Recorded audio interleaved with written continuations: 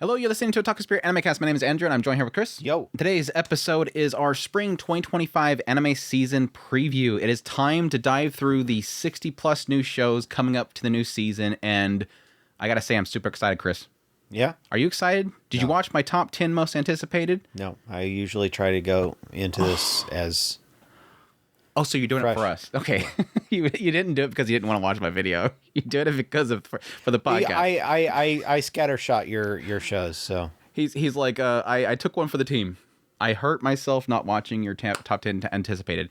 Yes, I released that last week, so if you guys want a quick run through, but you want all the juicy info. So this is what this is for. Not just my top 10. I technically did like 20, which is what I was going to get into is it's a really exciting season that I hurt to break it down to 10. Technically, winter was mostly returners, so that made sense why it was harder for me to make a top 10 anticipated. This time, it's a lot of new shows coming around, and some exciting stuff around the corner with all this stuff. Mainly for this podcast, what we typically do is I go through all the shows that are in the season. I bring in the summaries, the synopsises, who's working on it, and I typically try to look for anybody that is in the industry that has done works before that people might go, oh, they did that before? I'll probably like this show. You know, the original creators, the directors, all that kind of stuff. So if you want the nitty gritty on everything, this is the place to be. Strap yourself in. It's going to be a long ride.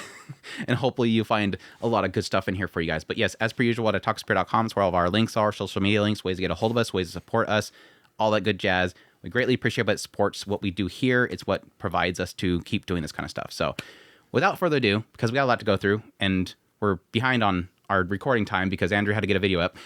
Let's dive into it. Starting things off with Lazarus. We have Lazarus. It was probably one that I think most people are like really excited for because, yes, the creator of Cowboy Bebop, Shinichiro Watanabe, is coming back to create a new original series. The year is 2052, an era unprecedented peace and prosperity prevails across the globe. The reason for this? Mankind has freed from sickness and pain. Nobel Prize-winning neuroscientist Dr. Skinner has developed a miracle cure-all drug, and with it, I was distracted. I could see the screen over there in Chris's camera. I'm going to have to get used to this. Dr. Skinner has developed a miracle cure-all drug with no apparent drawbacks called Hapana. Hapana soon becomes ubiquitous and essential. However, soon after Hapana is officially introduced, Dr. Skinner vanishes. 3 years later, the world has moved on, but Dr. Skinner has returned, this time as a harbinger of doom. Skinner announces that Hapana has a short half-life. Everyone who has taken it will die approximately 3 years later. Death is coming for this sinful world and coming soon. As a response to this threat, a special task force of 5 agents is gathered from across the world to save humanity from Skinner's plan. The group is called Lazarus. Can they find Skinner and develop a vaccine before time runs out? Dun, dun, dun. But yeah, being done by Studio Mappa, so really great animation there. Again, original action sci-fi.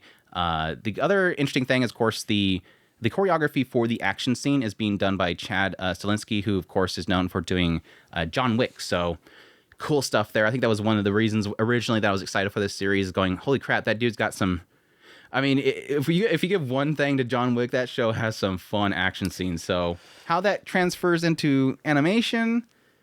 Question mark. Question mark. Watanabe, what was his... Cowboy Bebop and Carol and Tuesday. He's the creator of Cowboy Bebop. Huh. Are we having to stretch back in the memories there, back in the 90s? Oh, Cowboy Bebop. Did I like that show? Was that a show that I liked?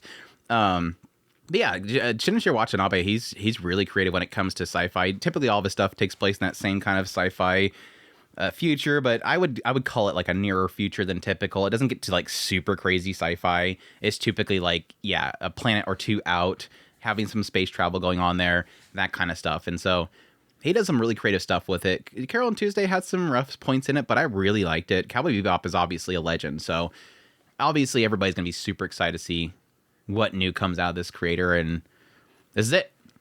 Are you excited? Are you pinned in for it? I don't know. I'm interested in it. Let's see Slightly. what happens. I'm not sure I'm totally on board with it, but yeah, it definitely looks good. Definitely seems interesting. I don't know. Maybe I will. You might try it. Yeah. Yeah, that's Lazarus. Moving on, we have The Beginning After the End. It's a bot show that a lot of people are excited for. Saikyo no osama nidome no jinsei wa nani wo suru. Is that the whole title? I don't think I've ever actually seen the whole title. Is that whole title? I've just always heard it called Tabat. So I'm actually kind of like a little thrown off by getting a full title of it. Let me see. It is. Okay. That's a really long title for the beginning of after the end. Anyways, that's the title. After a mysterious death, King Gray is reborn as Arthur Lewin on the magical continent of Decathan.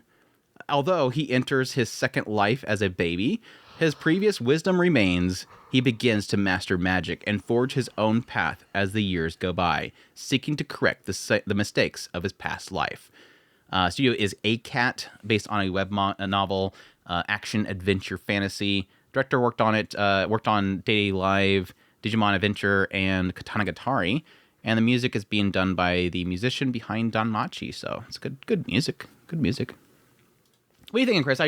Have you ever heard of The Beginning After the End? I know we talked about it before on the podcast, but have you actually looked into it? No, because I know it has a massive fandom. Like, it was so funny because when it was first announced, I was like, okay, apparently there's a couple people that are really excited about this, and I go ahead and do a video on it, and then I don't remember if I think it was that whole like controversy about it looking too much like Mashoko or something like that. But anyways, like I made a video on it, and everybody's like, "Holy crap, what are you doing?" I'm like, "What are you talking about?" Dude, you're gonna get reamed by the bot fans, and I'm like, the bot fans? The Beginning After the End, the people that are fans of it. I'm like, that's a thing. Like, I had no clue. It's just one of those ones where it's like, how do I miss this fandom? I completely like left field. I don't remember getting much hate for my video, but it's like, apparently everybody's afraid of this fandom, so be very careful about what you say about it, question mark. But that aside, I'm very curious if this is going to be any good because the trailer doesn't give me much promise. I feel bad for the fans if there is a massive fan for the trailer doesn't look great. And again, we go back to what I talked about before, where this released first minute of the episode was missing some in-betweens. And it's like, are they anywhere remotely close to being done with the show? Is it going to have delays? Question mark. I don't think it'll have delays because stuff like that happens. But at the same time, I'm not impressed by the trailer. So I'm cautiously going into it. I will check it out, obviously, because there's a lot of fandom, but I don't necessarily think that just because there's a massive fandom means I'm going to like it. So, I mean, I don't really. I see a lot of stills. That's about all I see. So yeah, a lot of stills, and yeah, obviously a lot of inspiration of Mashoko. But there's a lot of stuff that has inspiration. I joke about it, but there's literally like 3 shows coming next season that all look like they're out of Mashoko Tensei. We got the country guy that goes to train with his previous pupils. He looks like Paul Greyrat Isekai. We'll talk about it later.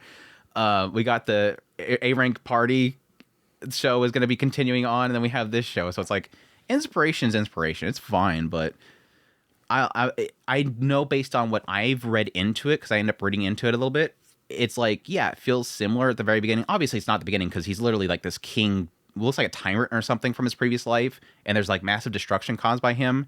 It doesn't seem like he's happy about it, and so in his new life, he's going to try to do something better. And it looks like, yeah, he looks like he's living with Paul and Zenith and Buena Village, and then he blows up, part of the house, just like, Rudius does. He's laying on the ground with the book, reading it, just like Rudius does.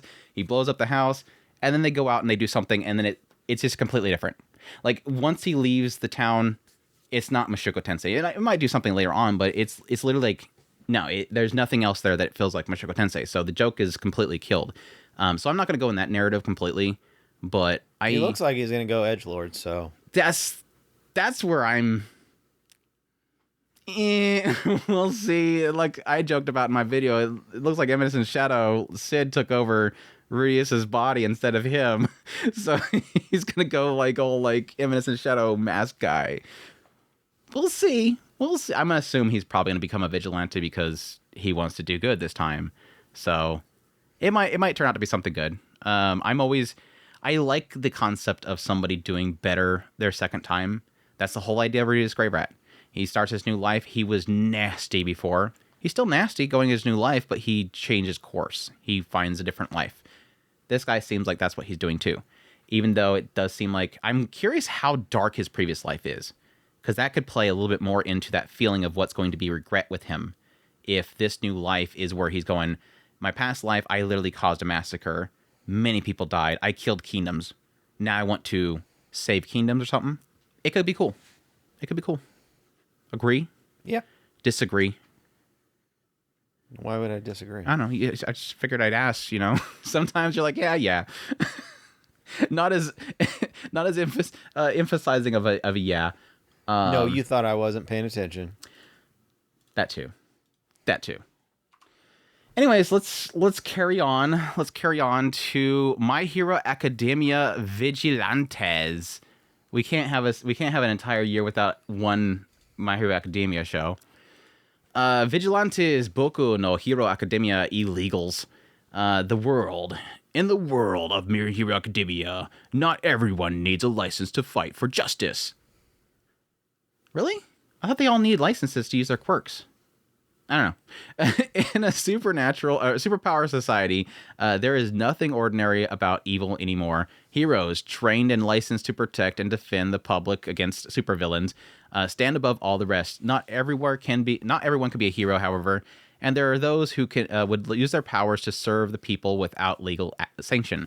But do they fight for justice in the shadows, or for the reasons known only to themselves? Whatever they fight for, they're called Vigilantes. Koichi oh my gosh, Mawari. We got our first one that Andrew's going to fumble over. It's going to happen a lot, folks. Strap in. Couldn't make the cut to become official hero. So he uses his modest quirk to do good deeds in his spare time.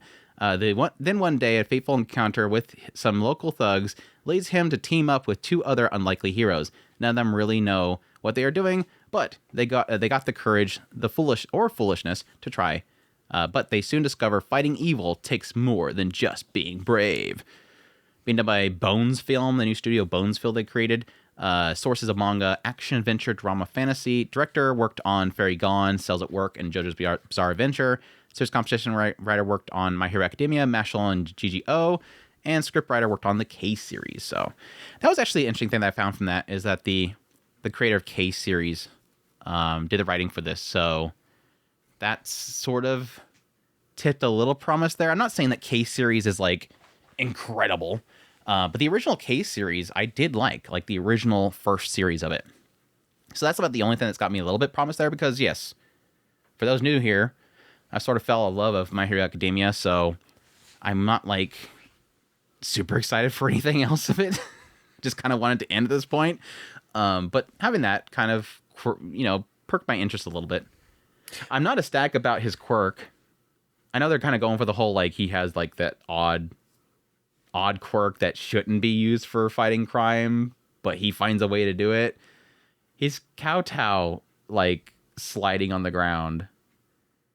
I mean, I like the concept. I mean, I liked My Hero Academia in general. The biggest problem that I had was that I just kind of fell away from it. Wasn't necessarily an issue with it. I didn't have any big problems with it. And I like the concept of most everybody has superpowers, and there's the people who are using them for good and people who are using them for bad.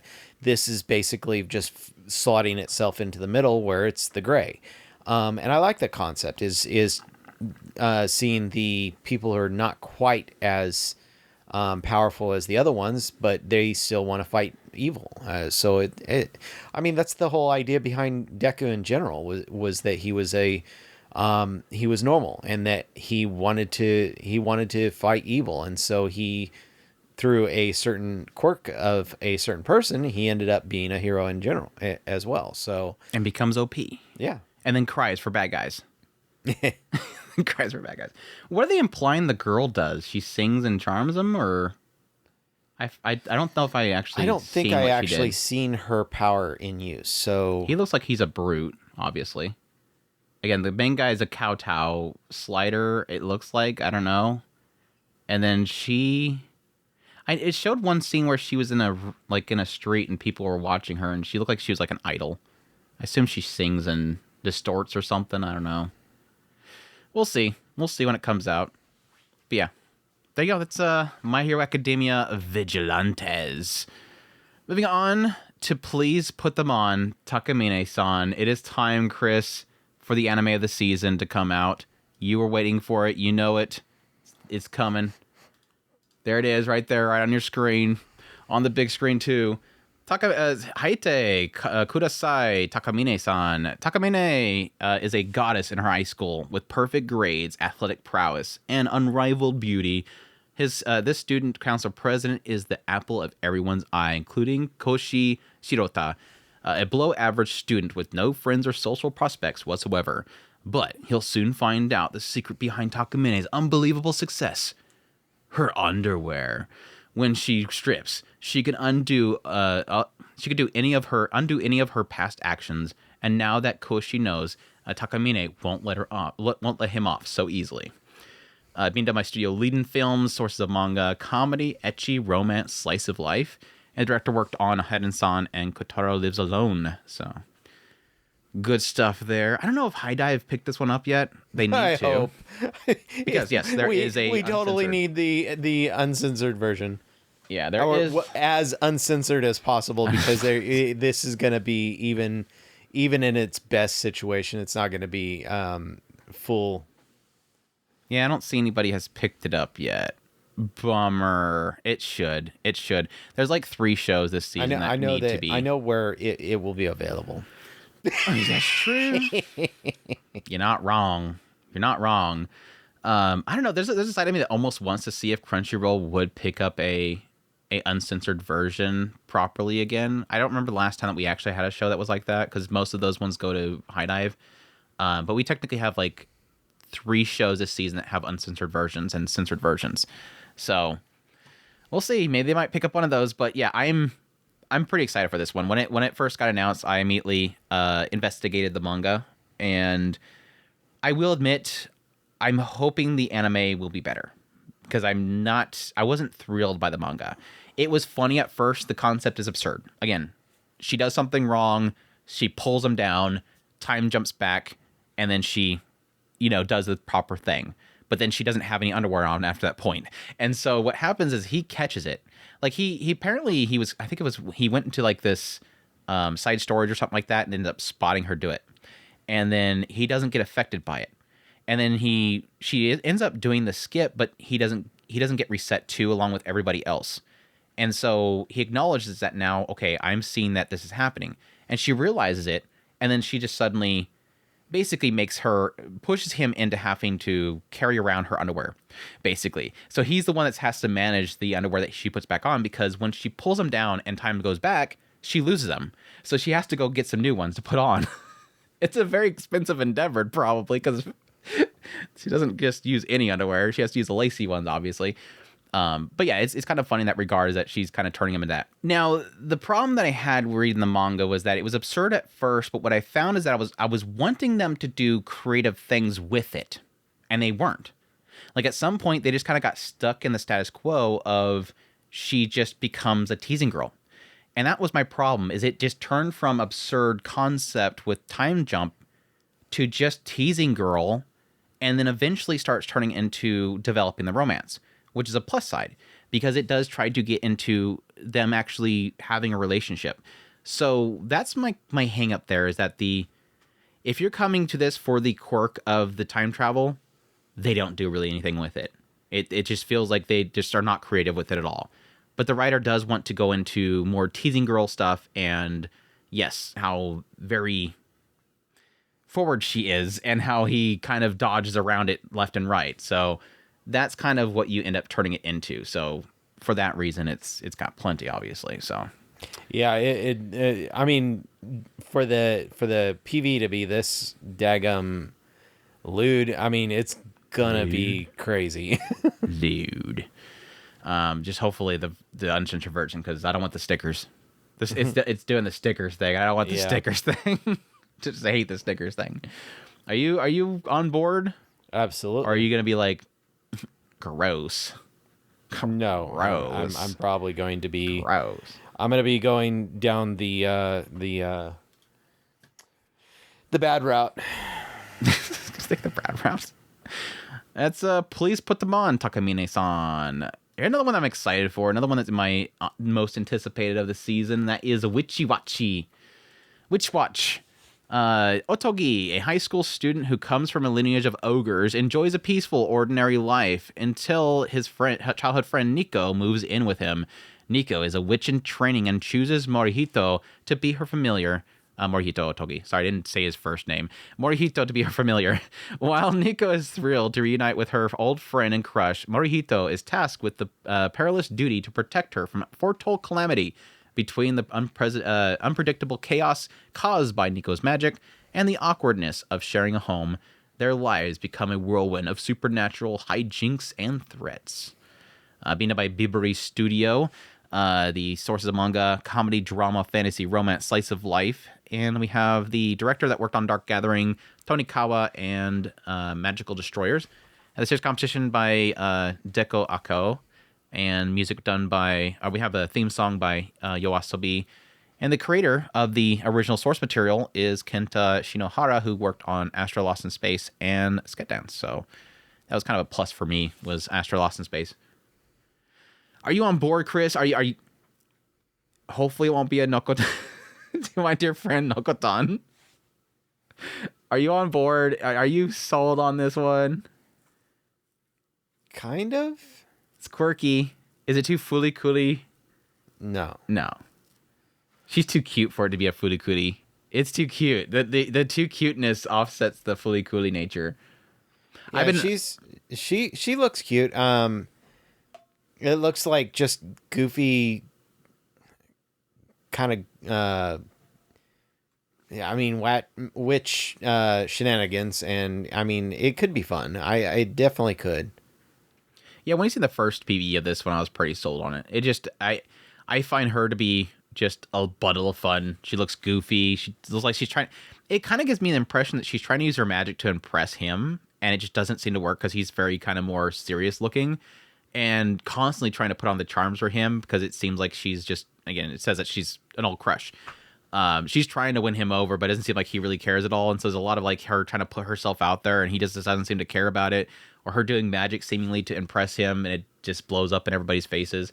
It looks kind of goofy in that regard. I'm kind of curious if it's what the whole like deeper storyline of this crazy foretold chaos that's going to happen.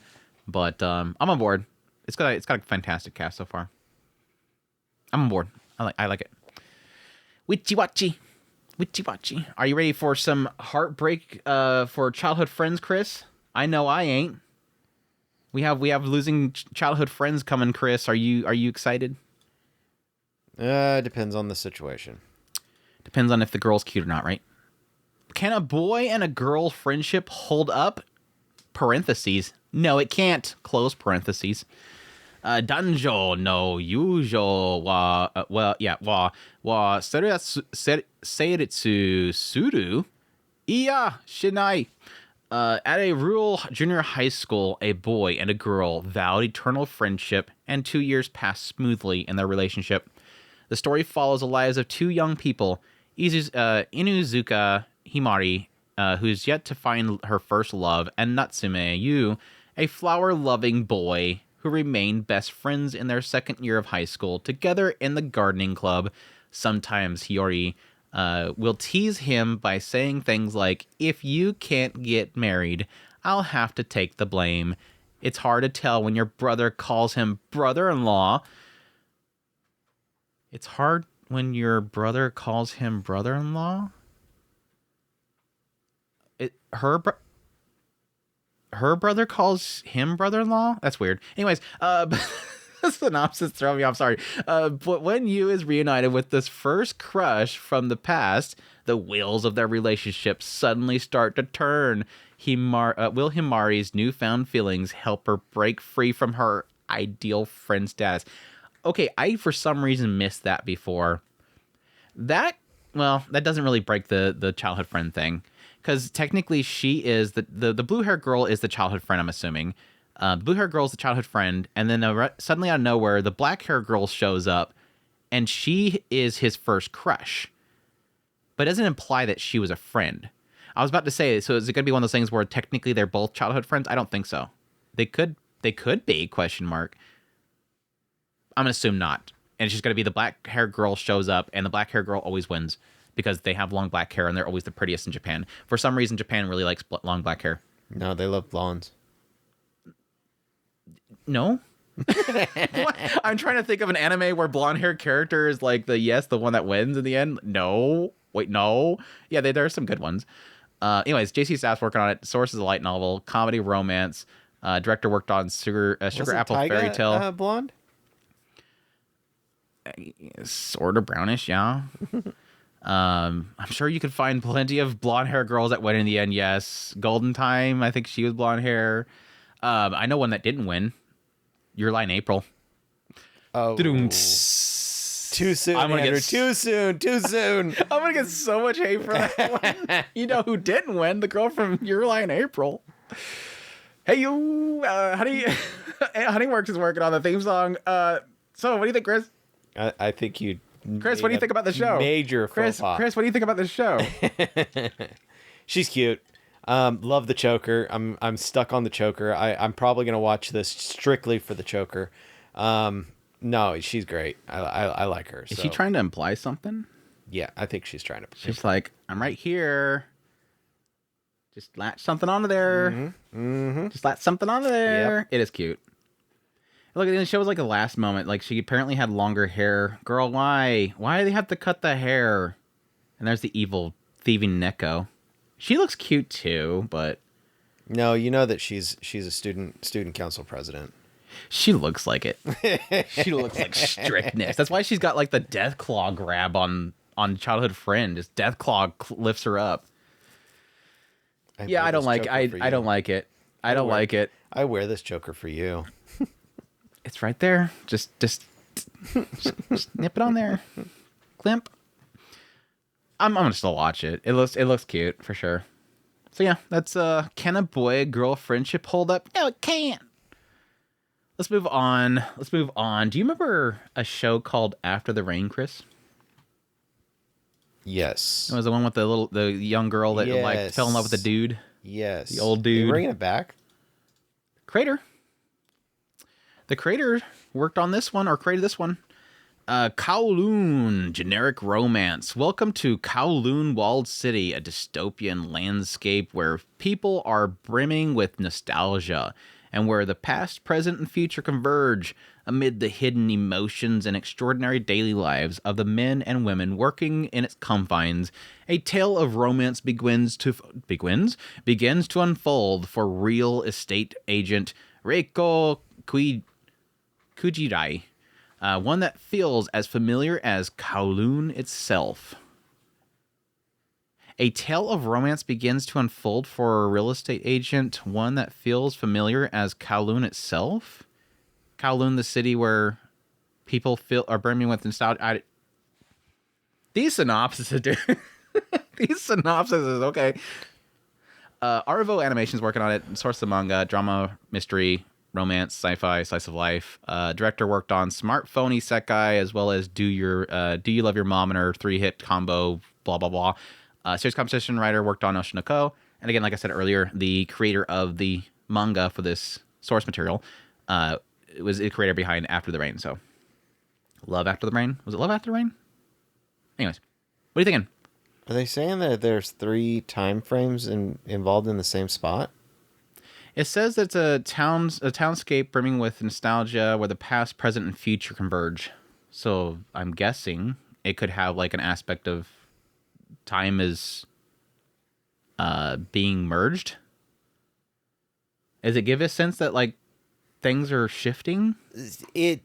Yes and no. Yeah, because no. it kind of shows decay and then it kind of pops back. Or just an area where, for her, she's reliving her past or seeing things.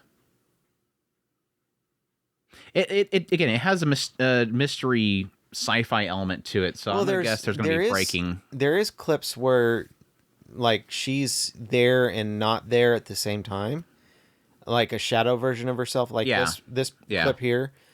So this might be one of those that break my brain and I don't want to watch it. There's a shadow self. I don't want to watch it. That was kind of more than likely there's going to be time involved in it, and I'm not sure that I'm going to be okay with this. I'm intrigued by it. I did kind of like After the Rain. It's definitely got their style because this creator's got a very unique style to their characters. I mean, she's hot. That's for fact. I like. There's her. a scene where she's very hot.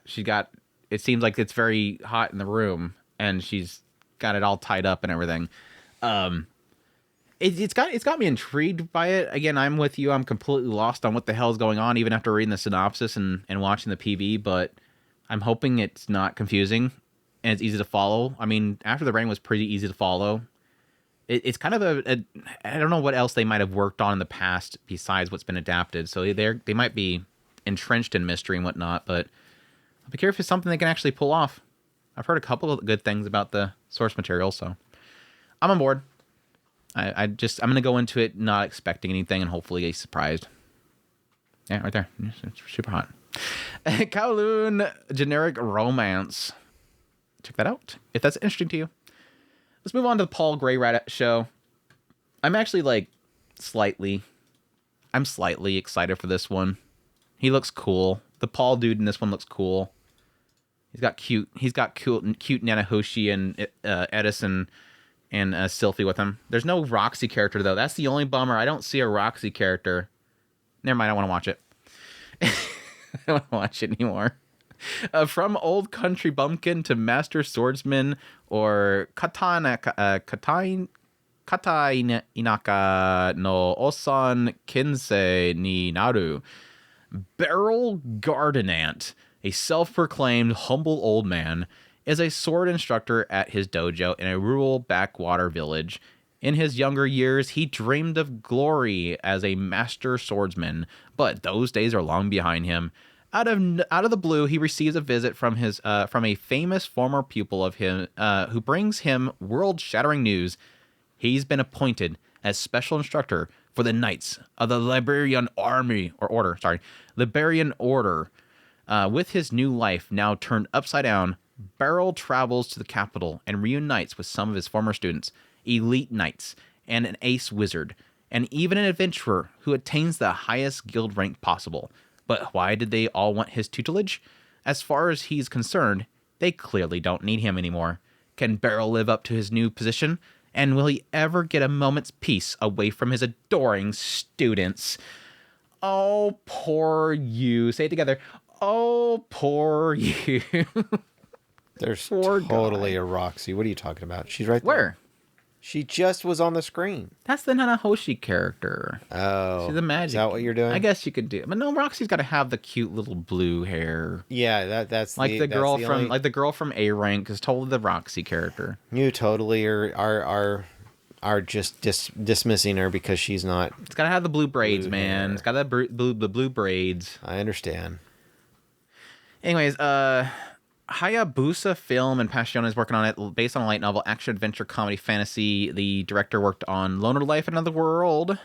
And yeah, I think it might be on Amazon. I'm not sure. I think I've seen somewhere where it was listed for Amazon, but I'm not sure if it'll be Amazon. It'd be nice if it's Amazon because that means that they have more than just Gundam. Let me see if they've updated it. What are you thinking, Chris? Oh, it's wish fulfillment. I want my wishes fulfilled. So yeah, I'm on board. Cute girls, make me a harem. I like it. Yeah, they still have Amazon listed, so I'm thinking it might be on Amazon. So we'll see. But like I said before, I'm kind of on board with it. He just totally reminds me of Paul. He just totally reminds me of Paul. He doesn't act like Paul.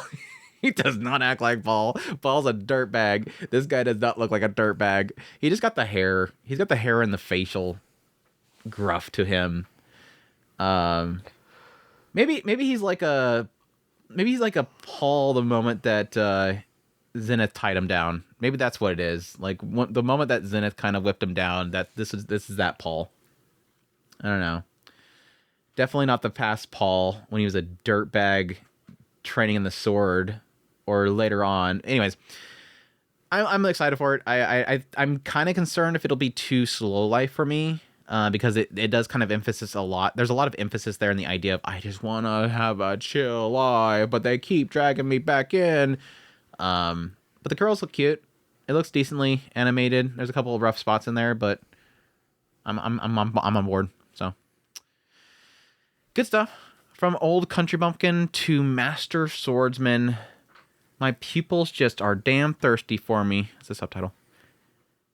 Next, we have the brilliant healer's new life in the shadows. Oh, gosh, this sounds so edgelord. Chris, are you ready for some edge? Are you ready for some edge? Are we doing a Dark Priest? We got some edge coming up here. Dark Priest, come on, Dark Priest. Ishun de chiryo shiteta no ni yakutatazu to suiho sareta tensai chiyusa yamihira toshite tanoshiku ikuru. Life hasn't been kind to Zenos. Aww. He was born in the slums, and his dirt-poor background has denied him almost every opportunity. After an encounter with a healer, he throws himself into studying to become one and finally catches a break when an adventurer invites Zenos into his party. Oh, we know where this is going. We know where this is going. Zenos is thrilled. So thrilled, in fact, that he's willing to put up with his teammates treating him like garbage. They fail to appreciate his talents and ultimately kick him to the curb, claiming he's outlived his usefulness to them. Now bereft of money and out of options, Zenos decides to put his self-taught skills to use elsewhere, and he opens an underground clinic. Word quickly spreads about the brilliant healer working incredible magic in the city's shadowy underbelly. Even the royal palace is taking notice. Can Zenos buck the odds, and carve out a life for himself in the world done nothing but spit in his face? And can he save the lives of the patients who wind up at his doorstep in the process? And will his past party mates suddenly realize, damn, we really badly need him, and where the hell is he? And see if we can blackmail him into rejoining us? I'm so tired of that. I'm so tired of that trope. What are you thinking, Chris? What are you thinking about my life is so horrible, but then I found happiness in this underground place after being spit on by my party mates? I don't know. I tend to like them. I don't know why. They just seem to work. The elf girl's cute. Yeah, I tend to like the edgy edgelord crap. So I mean, it's hit and miss though. So I'll go for it.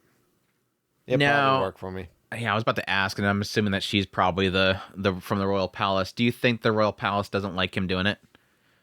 Is it gonna be like? Is it gonna be like one of those things where everybody's gonna be against him? I mean, the entire world hates him. I mean, he's the only person who likes him is probably his elf. This ghost seems to be hovering him. She's probably like a ghost that's like she's living in that super underground. Thirsty for him. But I'm wondering if it's gonna be like the cleric, the great cleric, where like they don't like that he's doing underground heal. I mean, it says underground. Like, why are you doing underground healing? So it implies that maybe healing is supposed to be done by the church or something like that. And him doing it there, you're not allowed to, kind of thing. He's an unlicensed healer. He says that at some point. So is it subtitles say that? Yeah. Well, there you go. Yeah, he's not gonna be allowed to. And I wonder if the cute gun-toting Saberface is gonna be like, oh, I'm not gonna tell them because you're actually helping people. Oh, there's a cat girl too. There's a cat girl. Mm-hmm. Blue-haired cat girl. When's the last time you had a blue-haired cat girl? She's probably gonna be the ultimate waifu. I'm gonna like her. Probably. Cat girls are like that. We'll see. Brilliant healers, new life in the shadows. The shadows. All right. We have a show that has been delayed, now finally coming out after, I think, about a year delay. We have not Demon Slayer. I don't know why the girl for this PV reminds me of Nezuka. Like, he's gotta protect the cute girl that's partially possessed. I don't know. Anyways, the Sword of the Demon Hunter, Kijin Gintosho, in the Edo period, where there was a shrine maiden called Itsuki Hime in the mountain village of Kadano. Jinta, a young man who acts as the shrine maiden's guardian, despite being a stranger, encounters a mysterious demon who speaks of the far future in the forest where he went to defeat it. encounters a mysterious demon who speaks of the far future in the forest. He went to defeat it. Okay. From Edo to Heisei era, this huge Japanese fantasy series follows a demon man who travels through time while continuously questioning the meaning of wielding a sword. Okay, interesting synopsis. Yokohama Lab Animation Lab working on it, or trying to apparently. And novels a source, and genres are action, adventure, fantasy. Serious composition by Deko Ako again. So good stuff there. You don't think he's going to be one of those that's constantly whining about whether or not he should be killing things, right? No, he's going to be whining about the meaning of wielding a sword. Yes. He's going to be constantly going, why would I wield a sword? Should I wield a sword? What's the meaning of wielding the sword? What does this sword do? Why? Which direction do I swing the sword? Dang it, I keep grabbing the blade. Where's the blade? Oh, this is the handle? Is that? Yes. He's going to be constantly questioning the meaning of it. What does it do?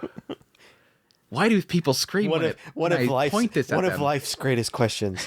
What does a sword do? He's going to be in the therapy room. He's like, all right, I got to ask you, what does a sword mean to you?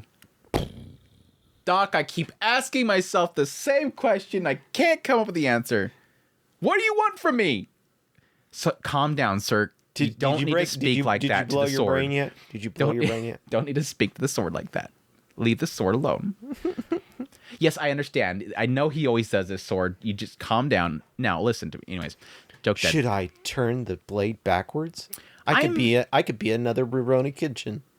The girl's cute. The Itsuki Hime, she's super cute. I have no clue what this is going to be about. I'm guessing just killing monsters. That's coming after Itsuki Hime. I hope it is decent. I've literally never heard of anybody talk about the source material this is from, so hopefully it's good. We'll see. It looks decent visually. So hopefully the delay is because they wanted to cook it. She almost did a shaft head tilt. Almost. Can we say shaft head tilt anymore? Sure. The girl from Takamine-san put them on. She did it. She kind of did that whole thing like this. I don't know if you've seen the trailer that I've seen. Anyways, that's Sword of Demon Hunter. Shrug. I'll watch it though. All right, let's get back into some fun stuff, Chris. It's time.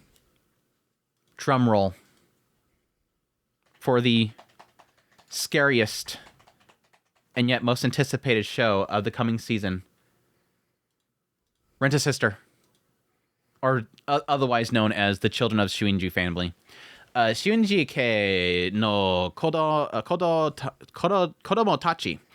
Arata has never had a girlfriend, but he has 5 sisters and a brother. What else do you need? He never had a girlfriend, but he's got 5 sisters. Psh, good. One day, his friend reveals that he has one day, his father reveals that he and his siblings aren't related by blood. Now all bets are off, and Arata's future promises to be rather nerve-wracking. Oh, poor Arata. Poor him. I feel bad for him. Question mark. I can actually do it. This one I'm all for. Poor you. Poor you. Studio Dogokobo. Source genres are comedy, romance. I believe the source is a manga. Yeah, it's manga because it's the Brenda Girlfriend creator. Yeah, and the creator of this series, original series creation, is by Reiji Miyajima, who of course is known for creating that wonderful series that everybody loves called Rent-a-Girlfriend.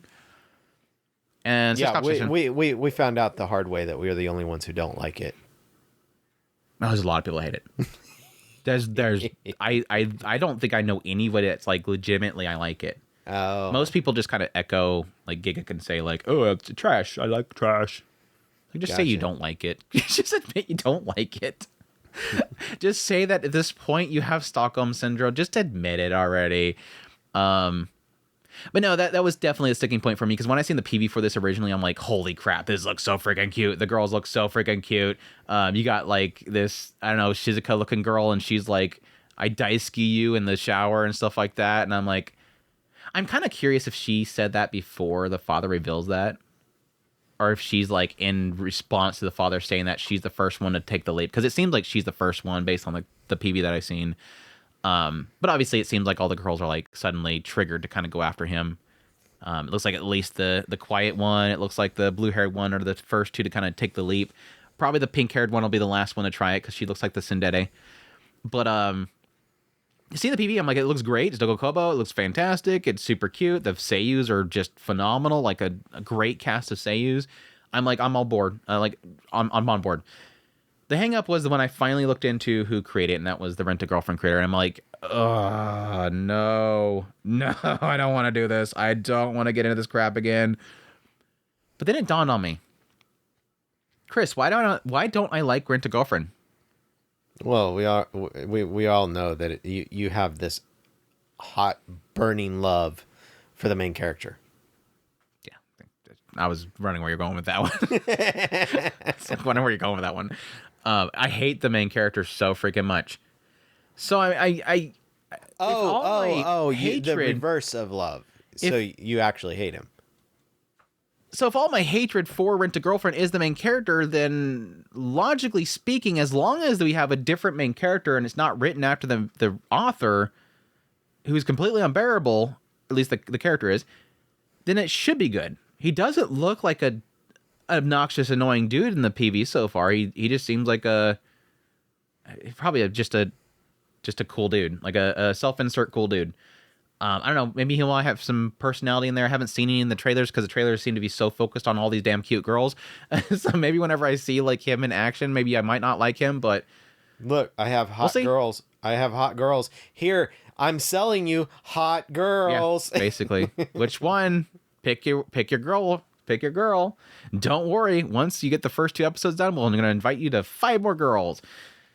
It'll be another family, and suddenly the father shows up and goes, oh, yeah, you were all adopted, so you're not blood related. And by the way, I also have another family. And you remember when I go on a business trip, like, half the month, every month? Yeah, that's when I'm visiting the other family. So here's 5 more girls. But yeah, they're all.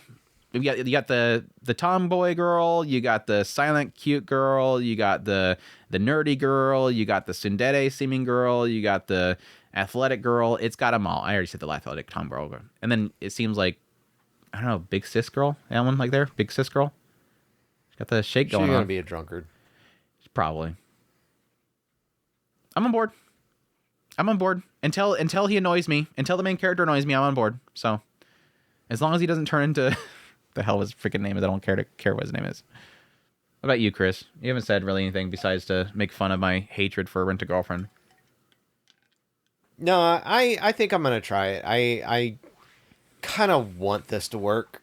I do really like the girls. The girls look freaking amazing. I'm so on board with that. But yes. Oh yeah, she's Tsundere. I seen the lip, the tongue out thing. I'm like, never mind. I was kind of curious if she'd be the Tsundere. Yeah, she's Tsundere. I'm halfway in the same boat as you though. I'm definitely have pause. I don't like that guy in no way, shape, or form, and I really hope that it doesn't show up on this. Watch as the brother. Watch the brother is like literally the embodiment of that character. Oh, gosh. Like he'll be constantly on the side just kind of wondering if he should make a pass at one of the other sisters. He's constantly complaining to the main guy about how he shouldn't do it and all this kind of crap. It's like, oh god, he's totally him. He's back. He's here again. Anyways, children of Shiunji family. We'll see. Cautiously excited for it. Another one that I'm super trying to keep myself from getting hyped up for, but I can't really help myself, is GQuuuuuX, Chris. Mobile Suit Gundam GQuuuuuX. Kido Senshi Gundam GQuuuuuX.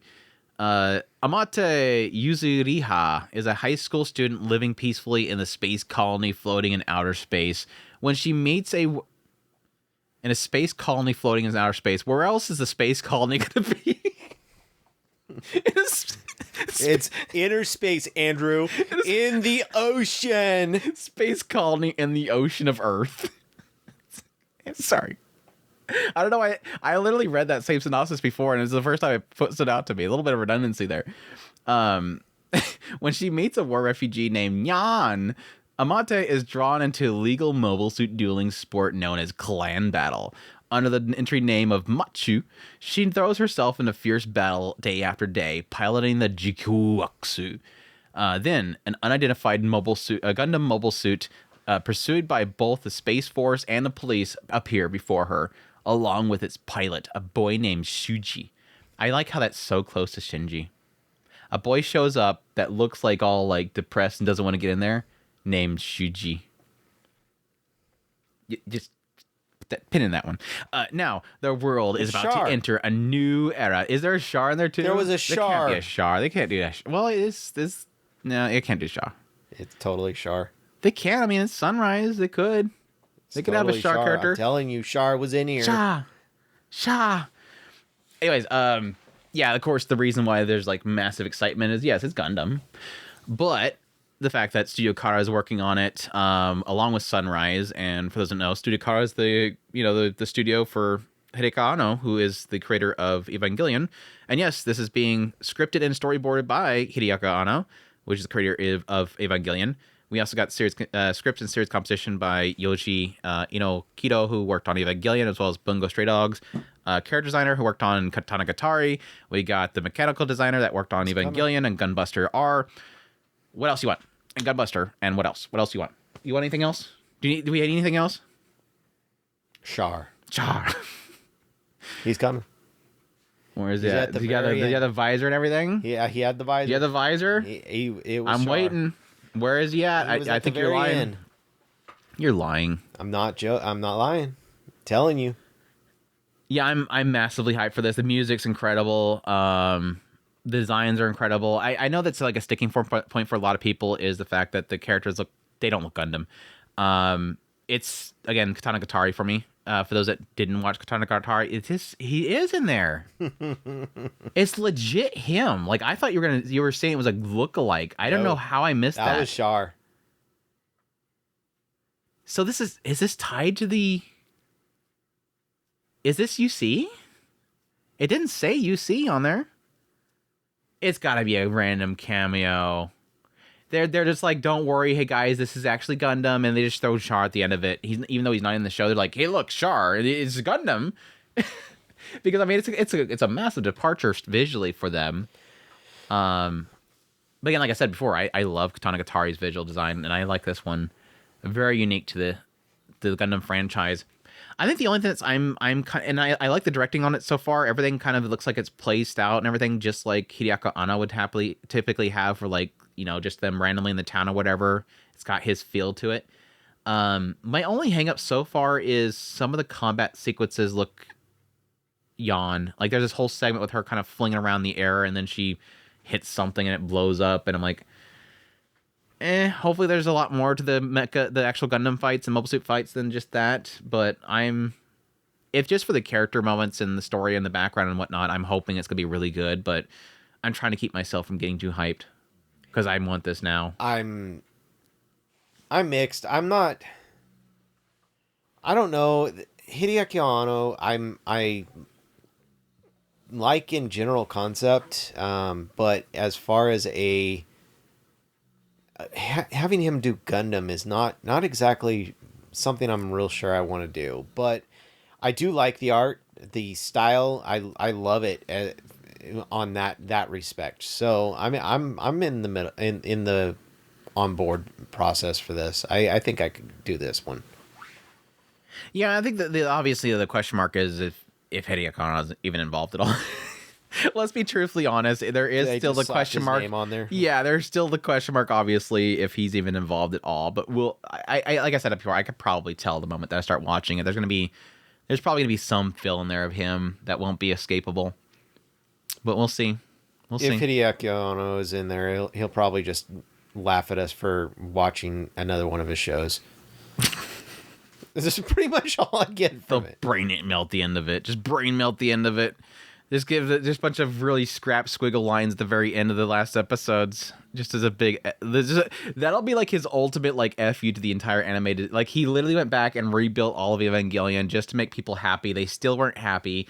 And he's like, fine then. I'm going to do this new series, Gundam. I'm going to make a Yuri about it. I'm going to make Gundam now. And everybody gets more excited, like, holy crap, is Gundam and it's Hikiako Anno. And then literally the last episodes of this, it just completely is like unfinished. And he just says, just double middle finger. I'm done. Just I did this. I got y'all hyped up for this series and just middle finger y'all.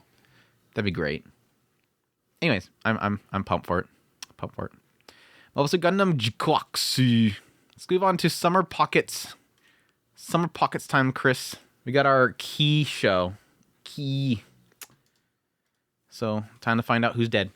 Summer Pockets. To help manage his recent deceased mother's effects, the protagonist, Takahara Heidi, travels to Torishirojima during his summer vacation. As he gets off the ferry boat, he spots a lone girl standing on the pier. A girl who simply gazes into distance as her long hair flutters in the wind. He looks at the girl in utter bewilderment, but before he realizes it, she is no longer anywhere to be found. Heidi finds himself starting to adjust his life on the island, surrounded by natures far lusher than anything he's ever come across back in the city. Time seems to flow by casually on the island, and as it does, memories of something nostalgic keeps coming back to him. Memories of something he had long forgotten. Studio is Feel. Apparently, I think I read somewhere where it's completely produced at this point, so that's a cool plus for once in the anime industry. Props to you if that's the case. Of course, this is based on a visual novel by Key Visual Arts, and the genres are drama, romance, sci-fi, or slice of life, and supernatural.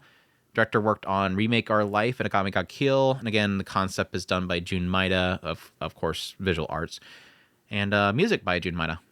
So. CGI girl walking in the ocean, cute. Anyways, what are you thinking? What are you thinking, Chris? Are you hyped for another? So what are you thinking, Chris? There's a pigtail blonde girl. You've seen them already, right? You got them all in your mind. You got the long black hair girl. You got the purple hair girl with some weird fox creature thing in her hands. You got the long white haired silver hair girl from the pier, and you got the blonde cute pigtail one. Which one is dead? The silver hair. You think the silver-haired one's dead? They already pretty much told you. Oh, there's also the girl that's out in the middle of the Oh yeah, because she disappeared. Is that what you're thinking? Because she disappeared on the pier. Yep. They also have the girl that's in the middle of the field. She looks all forlorn. What? She looks forlorn. Forlorn. Oh, yeah. She falls in the water right there. Yeah, there's a lot of symbolism. This is the OP technically, by the way. There's a lot of symbolism in the OP of like. This other scape. Yeah, and they have the purple hair lolly girl that's reaching up in the air. Yeah, this whole setting right here makes you think like they're like in heaven or something. He's dragging her back down. He's like, I spot. You can't go there. Come back to me. Come back to the living. Come back to the living. They got that like sense of like messing up poor Yuki. Literally does not want her to go that bad. And I don't know, maybe the blonde pigtail girl, maybe she's the fox. We have to have a girl that's actually an animal that's dead. There's always a girl dying, girl that's dead, and then a girl that is possibly an animal. That's key stuff. One of those three, doesn't have to be all three of them. It's gonna be the case.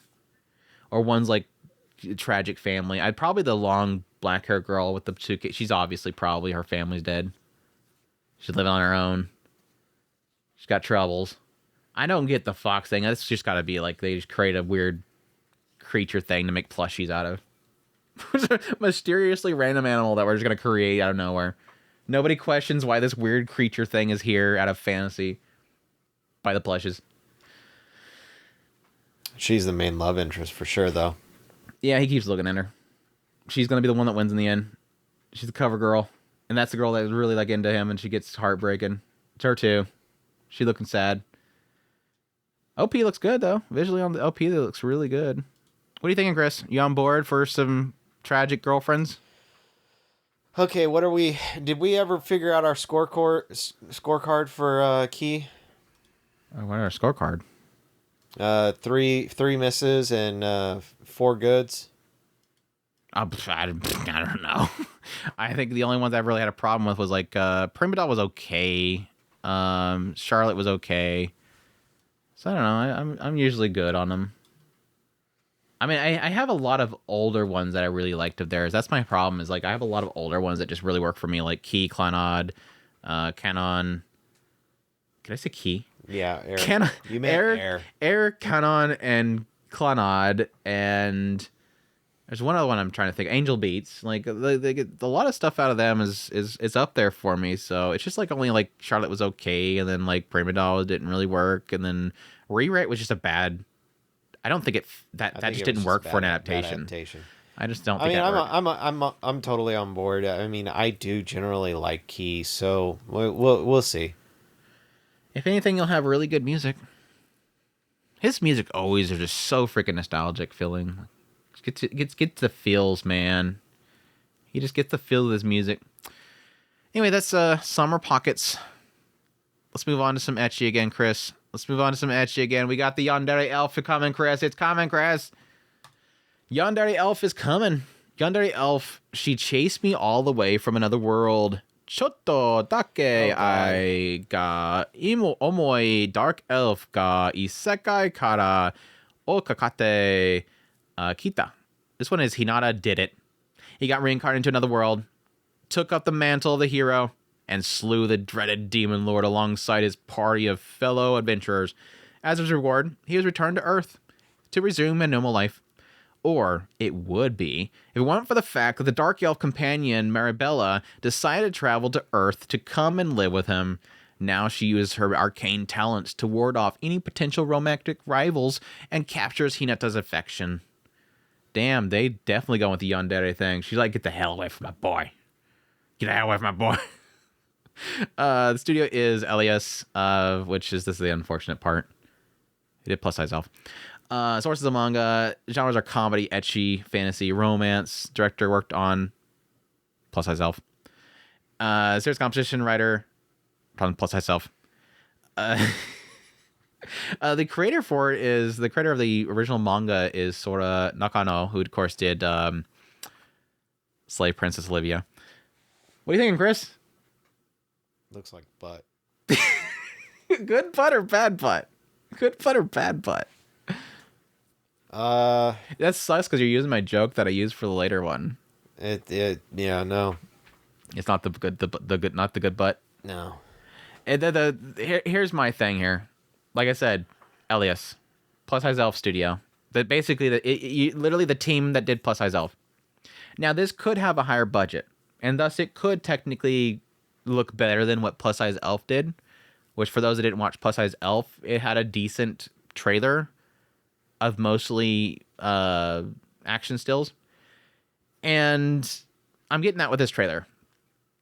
Problem is Plus Size Elf, after it got past all the trailer clips, the rest of the show was blah. Like it just did not look good for the most part. And I'm kind of assuming this is going to probably be the same case. So I'm not going to come in the show expecting anything at all but Plus Size Elf quality. But I'm hoping the comedy carries it. I'm hoping the writing and her character being a yandere, dark tan girl elf that's just super hot, like, does it. I'm never really a fan of the whole big girl and the Shota thing, which I know is like there's a fandom for that. I'm not really a fan of the whole big girl Shota thing, but that seems to be what they're going for.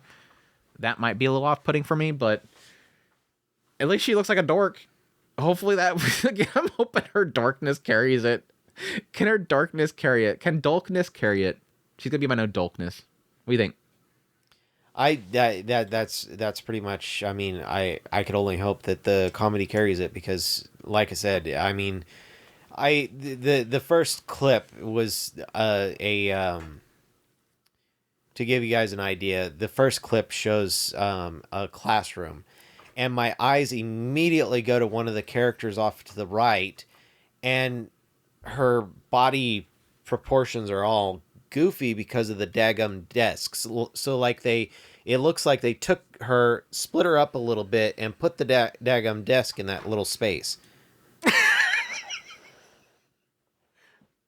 I mean, do you see it? The one right here? Yes. Yes. She's got a baggy shirt on. She got a baggy shirt on. I mean, you could call it that, but I mean, look at her. I mean, her arms go down like this, and her all of a sudden it's like this. It's so messed up. And then later on, I mean, I guess some of her body proportions are a little bit off. We got action still right there, Chris. Like, it's just floating and it's just mostly like just sliding stills that with a little bit of animation to her hair, just kind of pan it over and over again. I mean, I guess if you're going for birthing hips, I guess you could maybe make the arguments for her proportions, but gosh, usually I point out that stuff. Usually I'm the one that points out that stuff. I'll point out something for you later on, okay? I got something in my back pocket. I'll get to show you later. Either way, I mean, the concept is fun. Hopefully the comedy will take it to the next level. We're just gonna hope she carries it. Yeah, it's really what it comes down to. Girl, carry it. Cause you know the studio ain't gonna do it.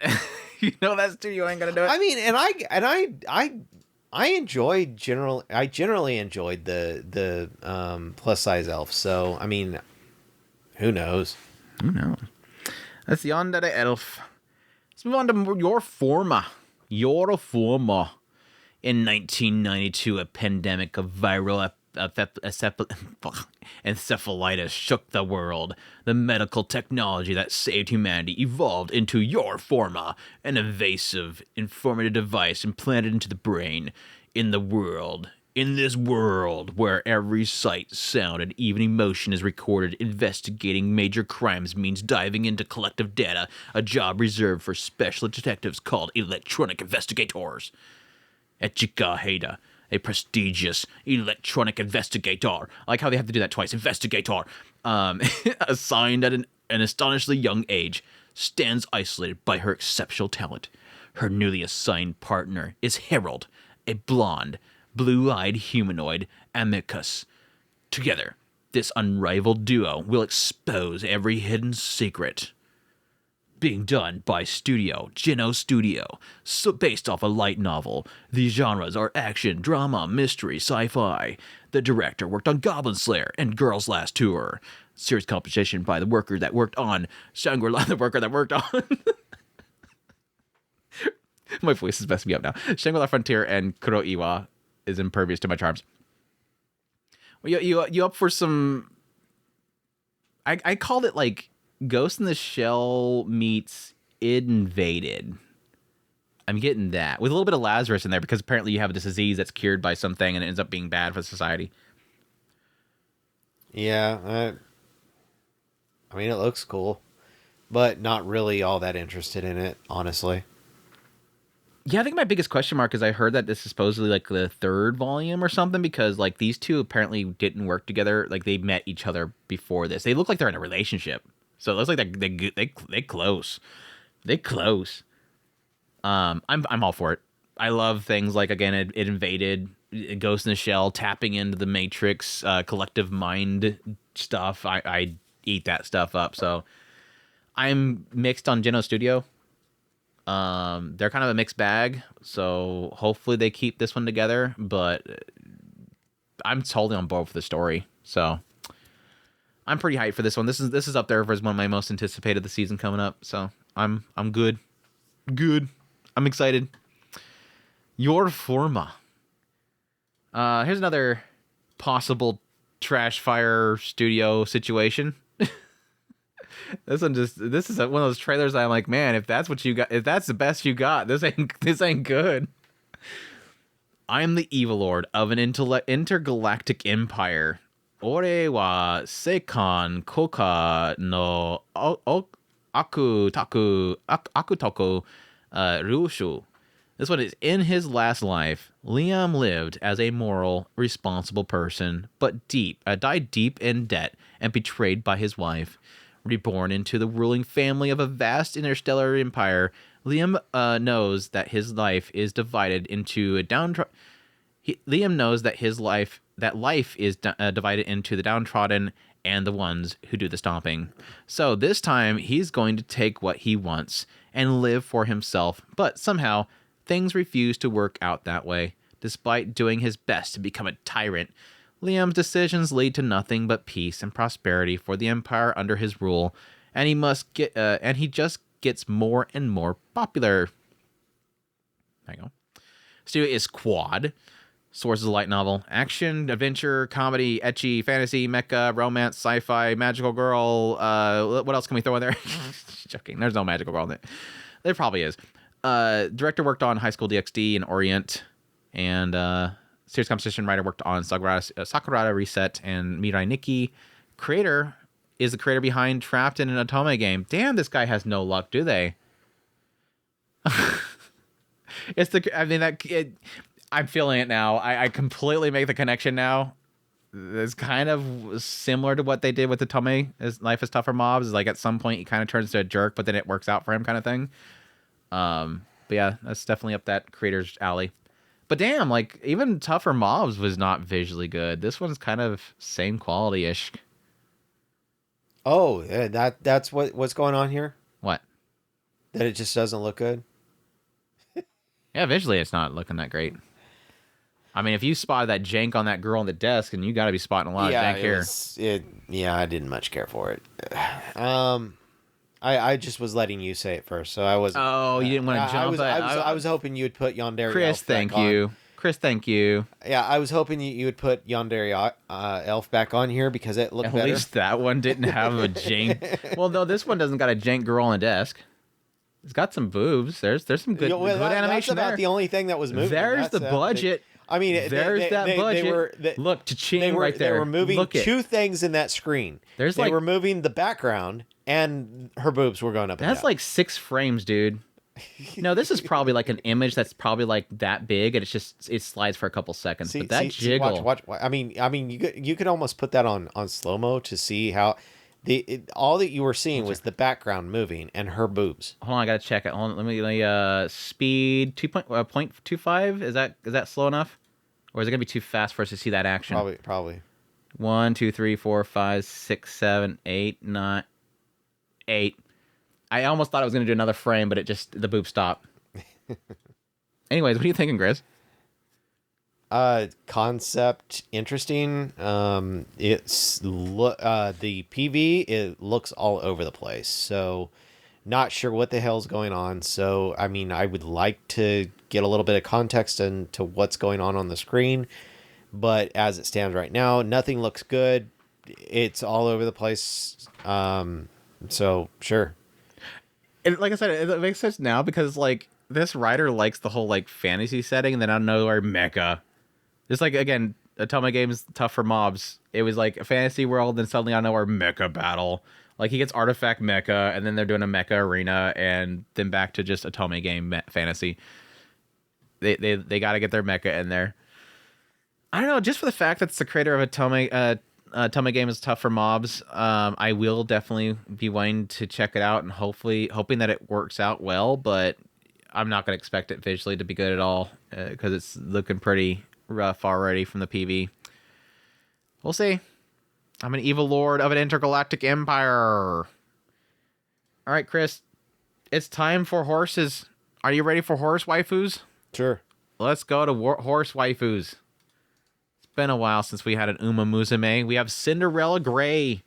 Musume, Cinderella Grey tells a tale of a lone girl in the destitute countryside of Kasamatsu. Isn't most of the Musume girls like from some old town sticks? At least the first one was. Who will soon rock Japan with her feet. This Cinderella story of youthful drama and running begins at a humble starting gate.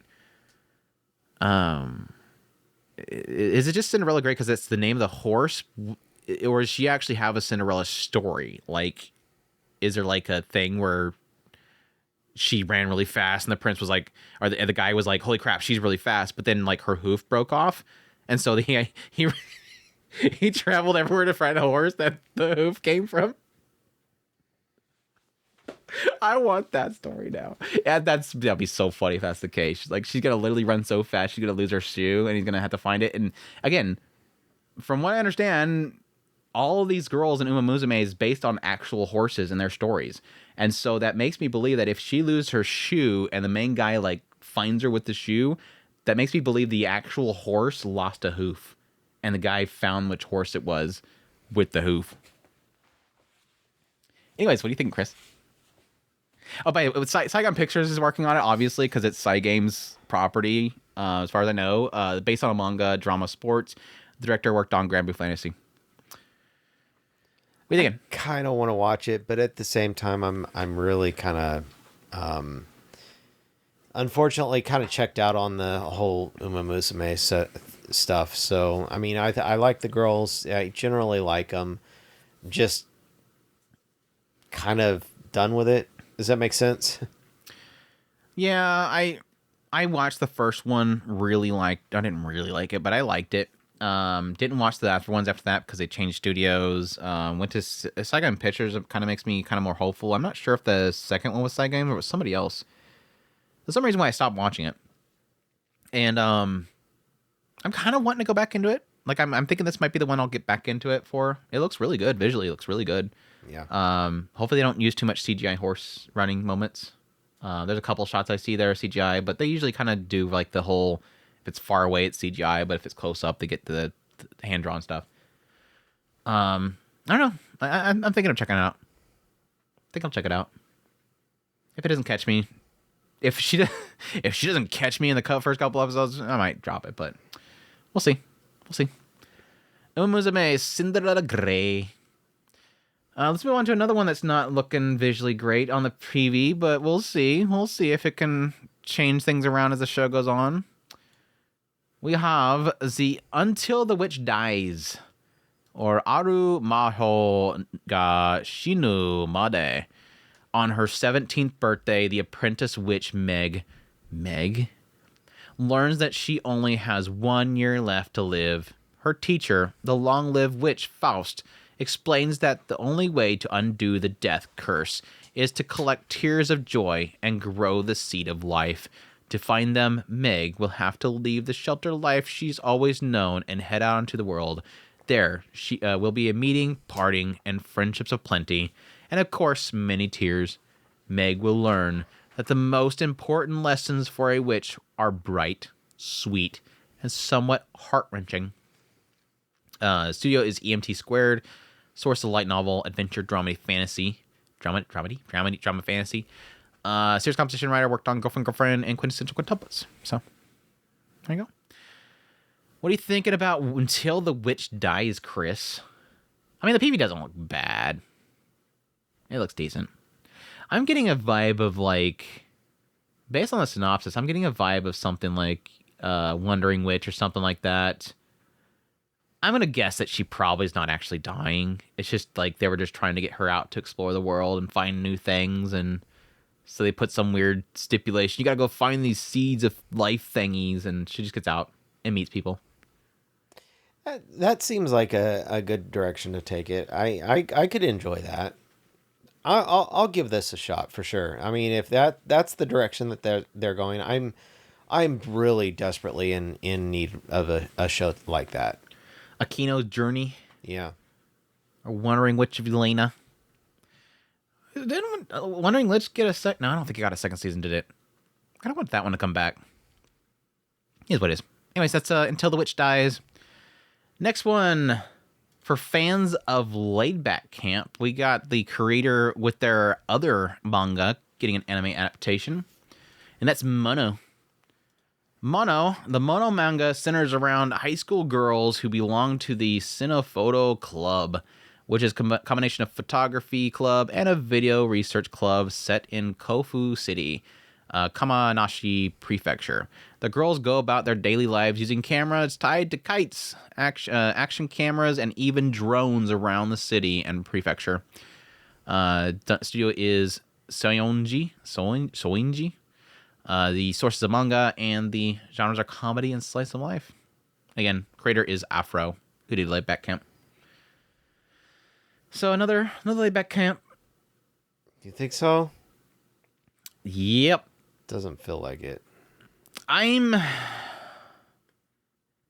not sure about this one. I kind of towards the recent seasons of Laid Back Camp started kind of feeling a little burned out by the emphasis of like exploration, or not really exploration. It's really advertising. It's like literally advertising locations. And I'm gonna watch this one, of course, but I'm hoping that coming into it, it's not gonna feel the same because I got tired of that crap. I got tired of here's this place and you can go over here and then cross this bridge. Look at the bridge, and then oh yeah, there's this whole place you can stop to and eat. It's like holy crap, I get it. It's an advertisement. So hopefully this one isn't as focused on that one. It'll be hopefully more character focused. I mean, the other one was character focused too, but it was like, you know, one in every like 3 episodes. Oh, character moment. So, I know the characters look goofy. Definitely got their style. Definitely got it's definitely got the laid back camp style. That it does, but it just it feels like It doesn't have the Yashike look to it. no, It's not like chill at it looks campsite more like kind a cute girl's doing cute things, but it's too much about the daggum cameras. Devices and what they're writing. Yeah, I'm just not feeling it. It's instead of advertisement for locations and prefectures, it's gonna be advertisement for like GoPros and stuff and drones. It's gonna be advertisement for drones and electronics and cameras and cat butts and skateboards and cat butts, kites. I guess if you can sell cat butts. I'm gonna check it out, of course, but I don't know. That's Mono. Let's move on to, as I called it and joked about it, being Akatsuko, the Ojo-sama version. We have Rock is a lady's modesty, or Rock wa lady no tashinami deshita. This one is Lidisha Suzunomiya, who is forced to live a cramped life at a girls' school where genuine ladies gather, is drawn to the sounds coming from the old school building. The gorgeous and ladylike girls shout with beautiful sparks. Man, it's an exciting synopsis. Studio Bandai Namco Pictures, sources of manga, drama, music. This one is directed by Shinya Watada, who worked on Gundam. We have series composition writer Shogo Yasukawa, who worked on Planetarian and Shut-In Elf. And the original creator, you might like this, Chris. The original creator, the source material creator, is Hiroshi Fukuda, who created Mushi Bugyo. Oh, really? Squishy the Bugyo. Huh. That's weird. This is very not like that. A little bit of departure. It's a little bit of a departure there. Yeah. I have no hope whatsoever that I will actually keep watching this show. The main key reason why is by watching the PV, I feel like I got the joke and okay, that was funny. Will there be anything else? I mean, they could totally have some cooler stuff they get into or whatever, but like I get that feeling of like the PV was the joke. It's the prim and proper girls.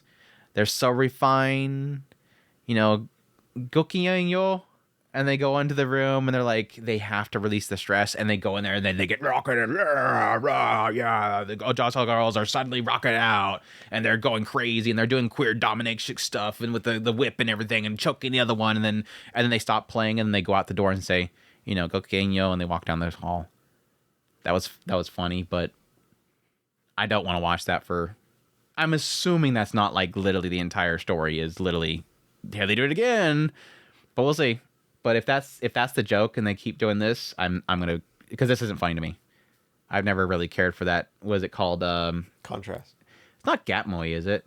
Yeah, it's Contrast, obviously, but I mean, I guess it could be Gap Moe, but I don't know. I like the concept. I mean, I guess it's going for comedy.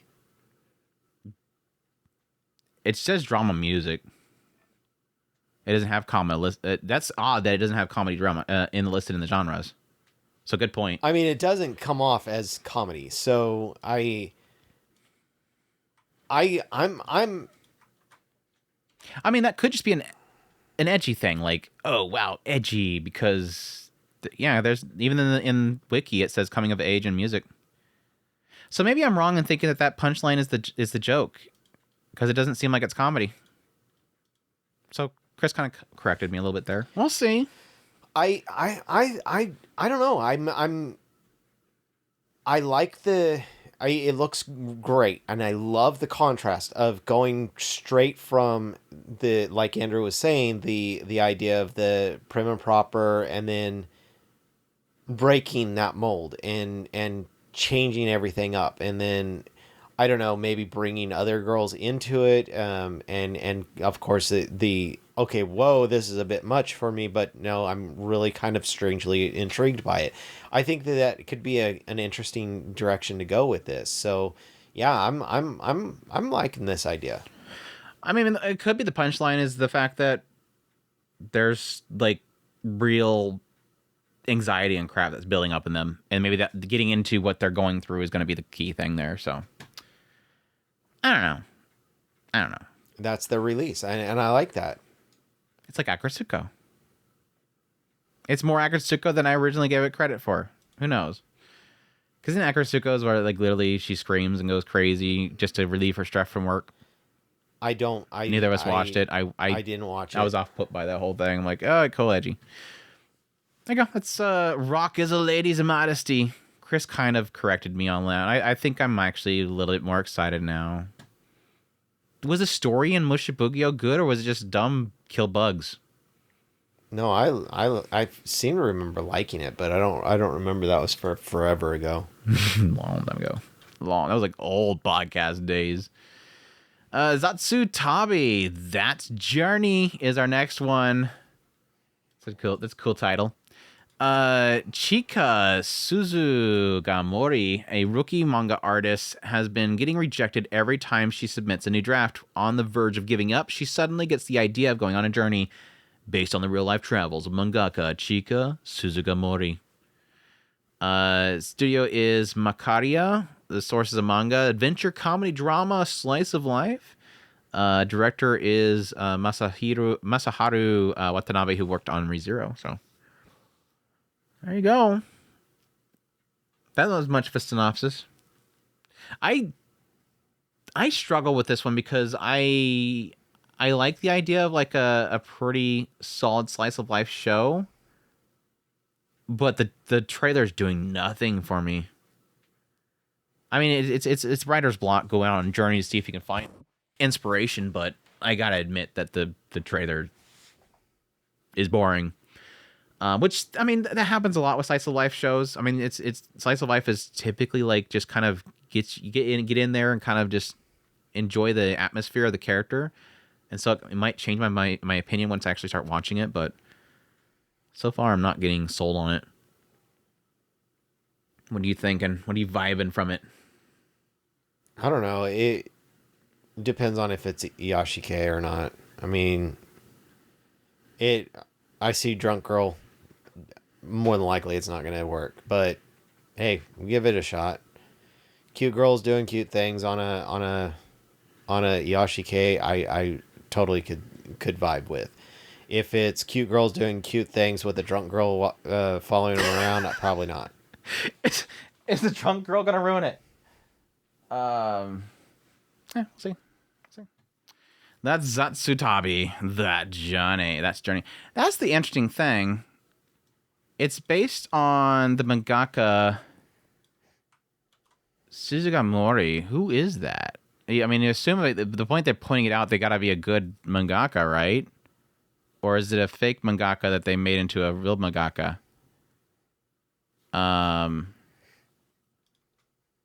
Like, am I crazy here? I'm not. Her author, mangaka Dex.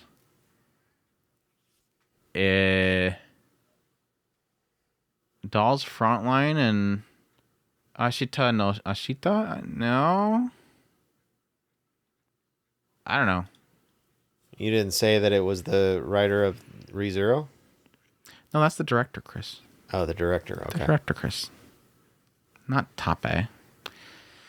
Zatsu Tabi, though. Let's move on to Anna Shirley. Apparently, we need to have a remake of Anna of Green Gables. Gables.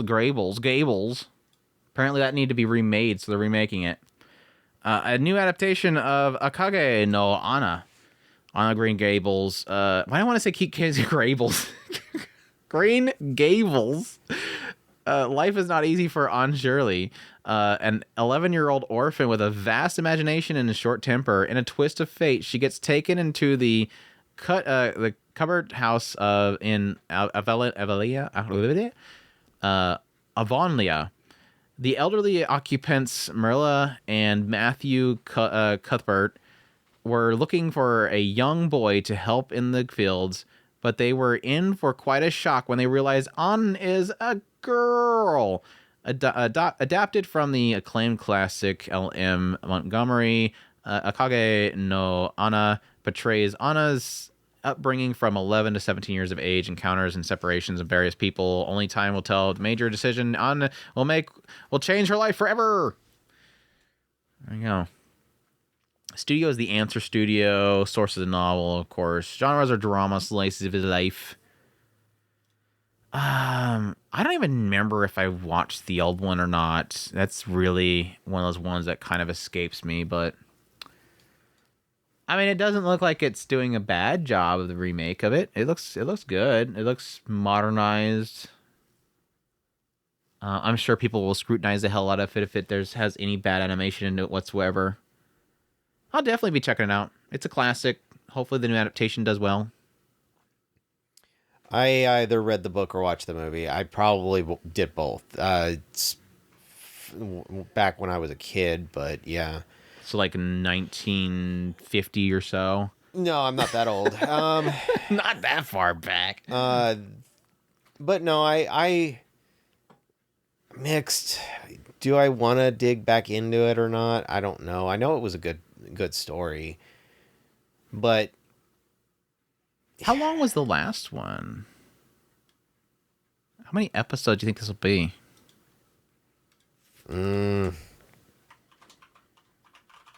I think they could probably pull it off in 12 episodes. Really? Probably.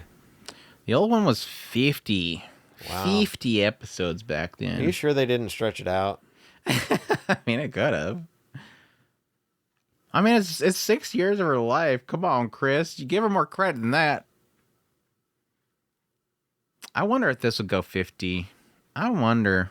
It would. They could. I mean, pacing back then was much slower. They can possibly pick up the pacing a little bit, maybe cut it down by 10 or so, or a core or so, maybe. Anyways, yeah, definitely check it out. Hopefully it turns out well. That's Anna Shirley. On Shirley. Let's move on to our new Danmachi spinoff, Chris. Are you ready for a Danmachi spinoff to follow Bill Granel as he becomes a miner? The unaware Atelier master, Kanshigai no Atelier Meister, Iu party no Moto, Zatsu yo Gakori, ga Jitsu wa Sento Igai, ga SSSS rank data to Iu yoku aru hanashi. That's much longer than just the unaware Atelier master. There's a massive subtitle there. One day, Kurt, a kind-hearted boy, is suddenly kicked out of the hero's party for being useless. He finds himself in an aptitude for weapons, magic. He finds that his aptitude for magic, weapons, and all other combat-related skills is the lowest rank. So he takes odd jobs repairing the castle walls and digging for minerals to make a living, where his exceptional abilities are immediately revealed. He proves to be skillful in cooking, building, mining, crafting magic tools. In fact, his aptitude for every skill unrelated to combat has SSS ranking. Kind of got that from the Japanese subtitle there. Kurt, however, seems completely unaware of his talents, of course, and ends up saving people, the town, and even the country through his unaware actions. EMT Squared's working on it. Source of the light novel, action, adventure, fantasy. Director worked on I'm Quitting Heroing and Kuma Bear, and series composition by Deko Ako. This girl's working on 3 shows this season. She's really good, though. She's good. We thinking, Chris? We thinking about Belle Cranel, who, after rejecting Freya, escapes from the town and becomes a miner. While everybody around him goes, dude, you're really OP. And he's like, nah, I'm not OP. Here's a crystal worth 5 billion yen. What? An incredibly rare gem? Look, I sweeped over here and found 50,000 gold. These are always a massive mixed bag for me. Are you thinking that we're going to have a party that's going to constantly be going, oh, maybe I should have not left him behind? I didn't see the hero party returning. They could.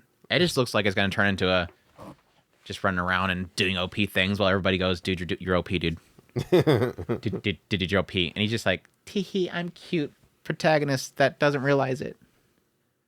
Yeah, I'm on board. I like it. Like I said, I'm always super mixed when it comes to the like massively OP character that does incredible things and doesn't realize what he's doing. They typically don't work for me. I give him a shot every time, so we'll see if this one works out. He looks like a good boy. At least he's got a good boy. He's just a good boy. He's just a good boy that makes things. He's just a good boy. Saves the girls and is a good boy. He wants to fix things. The unaware Atelier Meister. It's just like, you have it in the title too. He's like, oh yeah, I just casually made the entire box full of incredibly rare gems. Girl, take advantage of it. She's like, yeah, great. I'll throw them away for you. Let me throw away these extremely rare gems for you. Here's the one I'm excited for. I already showed Chris this, so this is kind of I've already spoiled this for Chris beforehand. But this is a one that I was caught off guard by, and I'm pretty hyped for. Hopefully, the gem of the season. Apocalypse Hotel, the Earth where mankind has disappeared and civilization has collapsed. In a world of ruined towns and revived nature, one historical hotel remains. 0 customers currently staying. 0 customers plan to stay today. 0 homepage views yesterday. Goal not reached. This is the story that unfolds in a hotel where humanity has disappeared. Second Saigame picture show right here. Source is original. Script series composition writer is Shigeru Murokoshi, who worked on Ninja Kamui, Gymnastic Samurai, and Zombieland Saga. And that's basically it.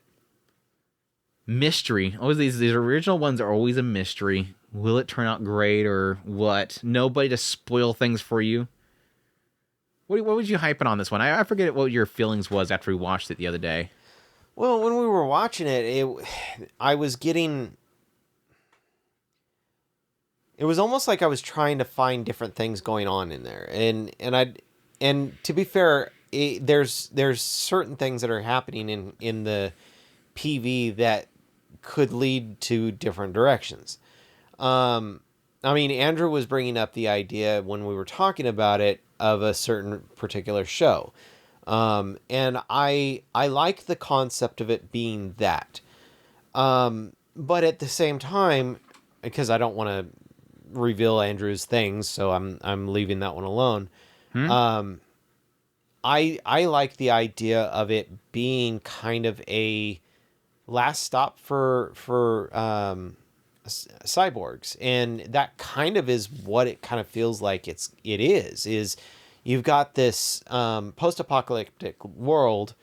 You have these cyborgs or androids that are there, and it seems like the ones that are coming in, she has almost a junk pile at the bottom of it.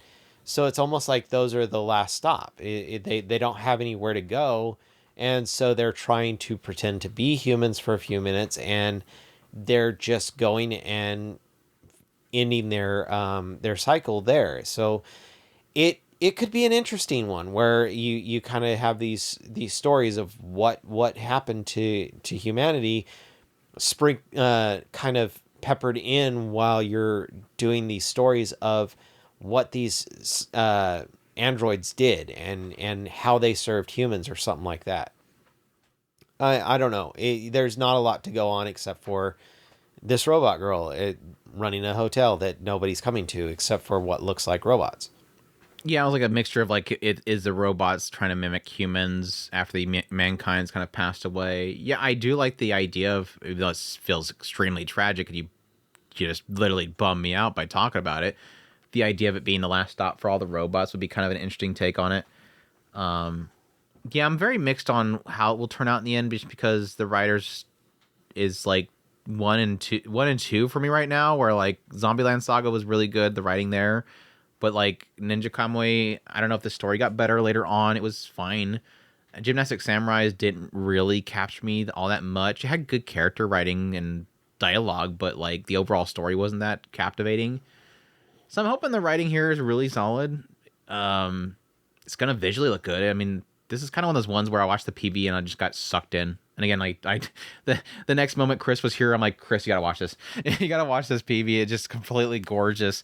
It's just like a PV that sucked me in. It's like when the PV ended, I'm like, oh, it's PV. Crap. I want to watch this now. I'm really hoping that it turns out as good as it looks. So I think this is easily, by far for the new show, is probably my most anticipated. I just hope it lives to my hype and I'm doing of it. We'll see though. It's got some budget behind it with Cygame Pictures. So I'm hype. I'm hype. Apocalypse Hotel. We'll see. We got a Guilty Gear show coming, Chris. Guilty Gear Strive Dual Rulers. I thought that was a different word. Guilty Gear Strive Dual Rulers. Sanzigen's the studio working on it. Oh my gosh, do I have to read the synopsis? After declining once the robust fields of science and technology, a new energy source known as magic fuels the modern era. Humanity creates a forbidden biological weapons, gears. These gears eventually stand against the humanity in a rebellion. Although they manage to overcome in the struggles for surviving known as the Crusades, humanity losses are so great that even after several decades pass, their emotional wounds remain unable to fully heal. Sin Kisuke, the child of human and gear, heads to his father Kai and mother Dizzy's wedding ceremony. Their wedding breaks the ultimate taboo, a union between a human and a gear. Even in the world at peace, it took many years for the ceremony to come to fruition. Despite the complex array of emotions surrounding it, the wedding ceremony is met with the blessing when suddenly a mysterious girl appears. The fated child inherited gear blood, and a mysterious girl who despises gears. Their meeting would shake the world.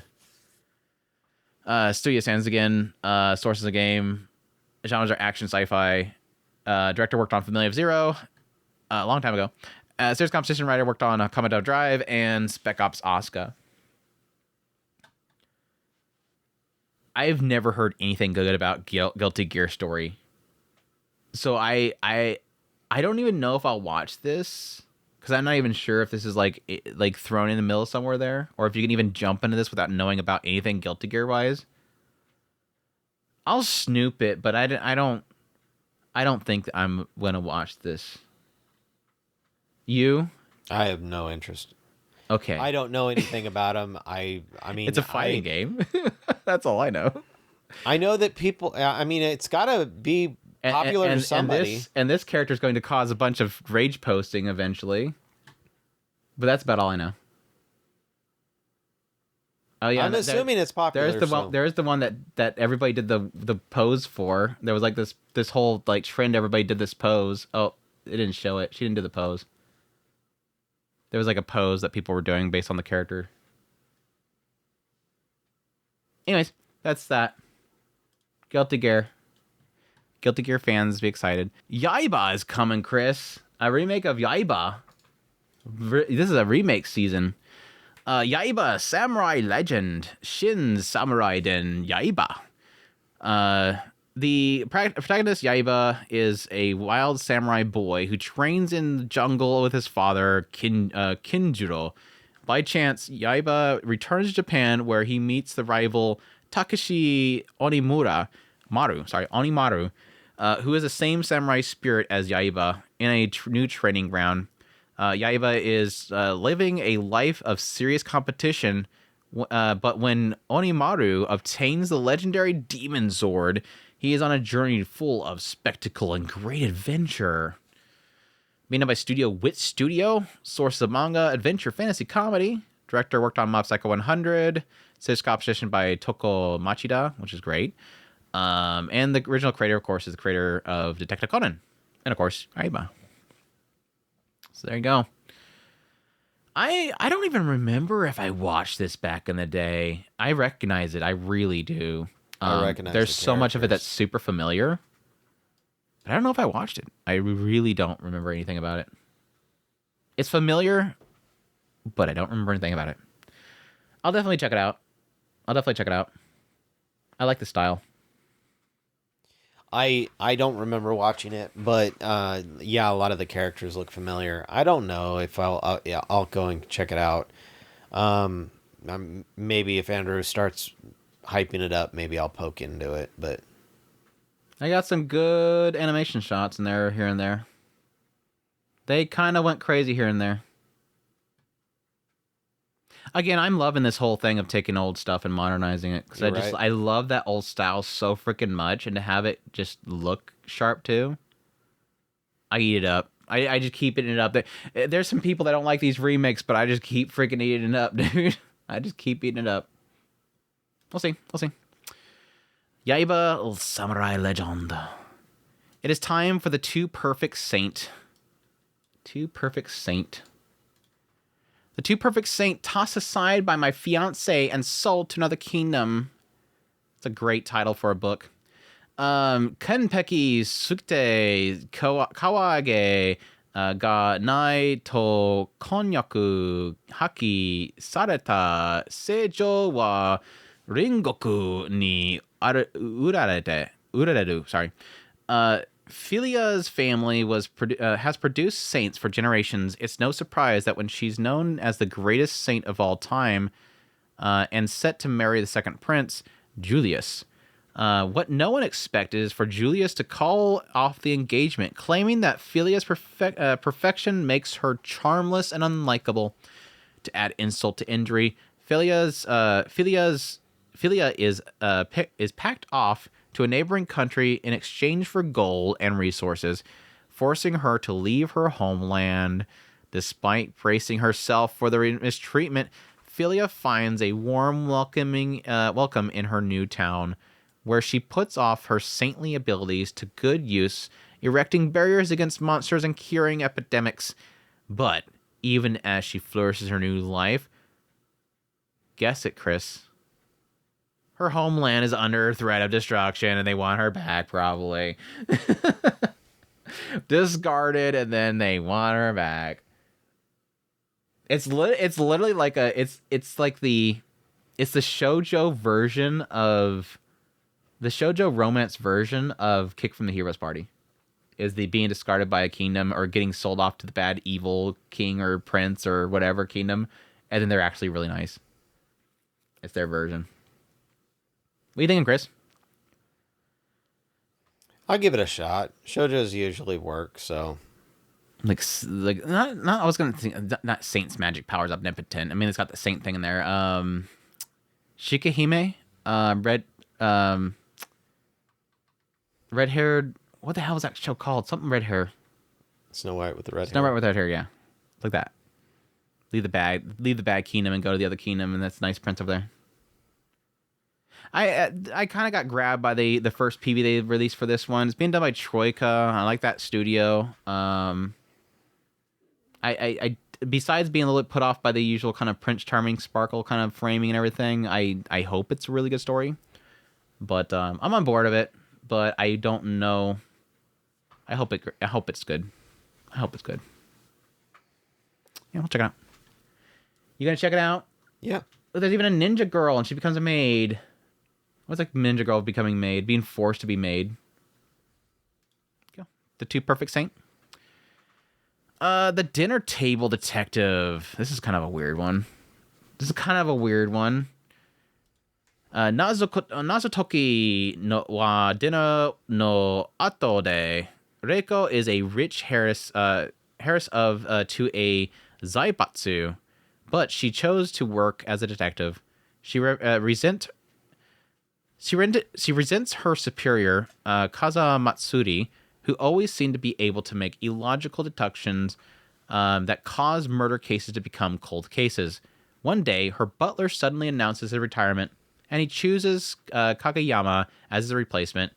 Reiko realizes that Kageyama's destruction skills are very good after Kageyama solves a seemingly unsolvable mystery. After that, whenever Reiko meets an unsolvable case, she would lay out the details of the case to Kageyama, and he would explain to her how that the particular case is solved after dinner. After every case, Kageyama also explains to Reiko some universal truth or human nature that led to each crime being committed. I read a different synopsis the first time, and now I suddenly have no interest in the show. I suddenly guess like my interest levels kind of went down a little bit. The PV's fun looking, and I'll definitely be checking it out. It's like haven't you heard I'm Sakamoto, the butler? I don't know if you're getting those vibes too. Haven't you heard I'm Sakamoto? Huh? I suppose. I mean, I don't think it looks all that good. I can see why you would say it seems goofy. I mean, she's absolutely her reactions. She's over the top. Yeah, she's going nuts with her reactions to him.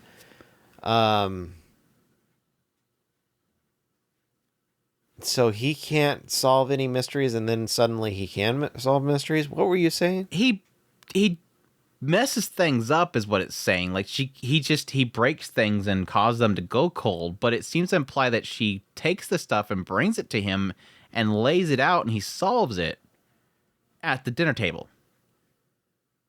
Again, reading the synopsis, I suddenly am not really interested in this. Like, he's gonna bring the stuff back to him, and he's gonna figure it out after he feeds her a meal, and then he's gonna give him some universal truth about human nature that led to the crime. Like, he's gonna give a speech. like, okay, here you go. Here's your dinner. Here's what happened, and oh, by the way, let me tell you about humankind. Like, again, I kind of started losing hope once I read the synopsis. Hopefully this show is better. It's being done by Madhouse, so that's kind of a plus. So they're kind of hit and miss, though. I don't know. You checking it out? Maybe. We'll see. All right, the dinner table detective. Let's move on. We got Maebashi Witches. A magical girl, I'm guessing. Virtual reality magical girl. No, God, no. Maebashi Witches. The anime story set in Maebashi City in Goma Prefecture is about a coming-of-age story of 5 high school girls, first-year high school student. I don't need all their names. She's ordinary and unsatisfying everyday life. One day, a mysterious frog named Karope scouts her out, and 4 other girls become the Maebashi Witches. Suddenly, a room closet is connected to a mysterious space that brings the girls to a magical flower shop where they sing, dance, and make other people's wishes come true. Being done by Sunrise, I'm sure. Sunrise, yeah, it looks like Sunrise CGI. Sources original fantasy slice of life. Looks like Sunrise is trying to make another Love Live. This one with magical girls. And I was thinking of the guy from like Kageki, was it Kageki? Not Kageki Shoujo. It was the other one that was the stage performance girls with the Wakani Masgu, the giraffe dude. Because the frog dude is like Wakani Mas. Interested, Chris? You ready for that one? No. Probably not. Ninja! Let's go to ninjas. Cute ninjas. I just totally messed up that link somehow. Miss Kobayashi Dragon made ninja version. I closed the wrong one. We don't want to watch that one again. Oh, okay, there we go. We have Ninja to Koroshiya no Futarigurashi. The story of ninjas to Koroshiya I just did the title again. Follows Satoko, a ninja who escapes from her village and is saved by a passing high school girl, Konoha. When she collapses in the city, Satoko pursuers close in, but much to their and Satoko's surprise, Konoha holds her own against them, since her true identity is that of an assassin. She's secretly an assassin. Studio is Shaft. Sources of manga. Genres are comedy. Director worked on Quintessential Quintuplets and Madoka Magica. Series composition writer worked on Monogatari series and March Comes Like a Lion. So yeah, are you getting? I mean, it's not freaking Miss Kobayashi Dragon Maid, obviously, but I just get a little vibe of that. Yeah. Maybe the little ninja figuring out how, like, you know, what life is like to be in a family. There's a Robo Ninja. She got a Robo version. This looks absurd. I love it. I want to go for it. Yeah, it's got kind of like the whole like cute, naive ninja girl that's just kind of being sailed along by the cool and mysterious assassin chick that can hold her own. I'm gonna guess similar to most other ones, probably having all the ninjas showing up saying you can't just be having a life outside the town or whatever, trying to take her out. It looks fun. I'm definitely on board for it. It's got a good style to it. I'm sure Shaft will put some decent effort into it. It doesn't look like one of their off game seasons, that's for sure. It's got enough in there to keep it going. That's Ninja to Koroshiya. This one, question mark, I probably won't watch. Teogonia. Humans fight to protect their land from invading demi-human tribes in relentless battles as his world is engulfed by intense warfare. Kai, a village boy from Lag, joins the fight to defend all he knows. After Kai's comrades fall one by one and he is injured, he suddenly recalls memories from another life. A fantasy tale unfolds as a village boy explores a world of magic, mystery, and heroism. I guess like everything goes to crap, and then he realized that he's an isekai and can use magic. Asahi Productions working on it. Sources of light novel, action, fantasy as the genres, and it will be on Crunchyroll. I'm guessing based on the fact that it's their trailer. What are you thinking, Chris? Asahi Productions is all right. It's a good studio. Trailer looks okay. I do like the style of it. The visual style is good. I don't like his design though. The main character design is bleh. It looks too shonen though. It does it looks like a kind of fancy looking shonen. I don't know what we're going for. It just looks like a fantasy in general, right? As I can tell. I'd give it a shot. An isekai fantasy, apparently. Is it implying that he's awakened to his magic because he realized his awakening? Yeah, it just says that it's awakening to his... And then he starts turning his finger into a lighter. And he can't put it off. Anyways, we'll see. This one just recently popped up, so this one did not end up in my top 10 most anticipated shows, and it probably would have based on what I found out about it, so I'm really excited about this one.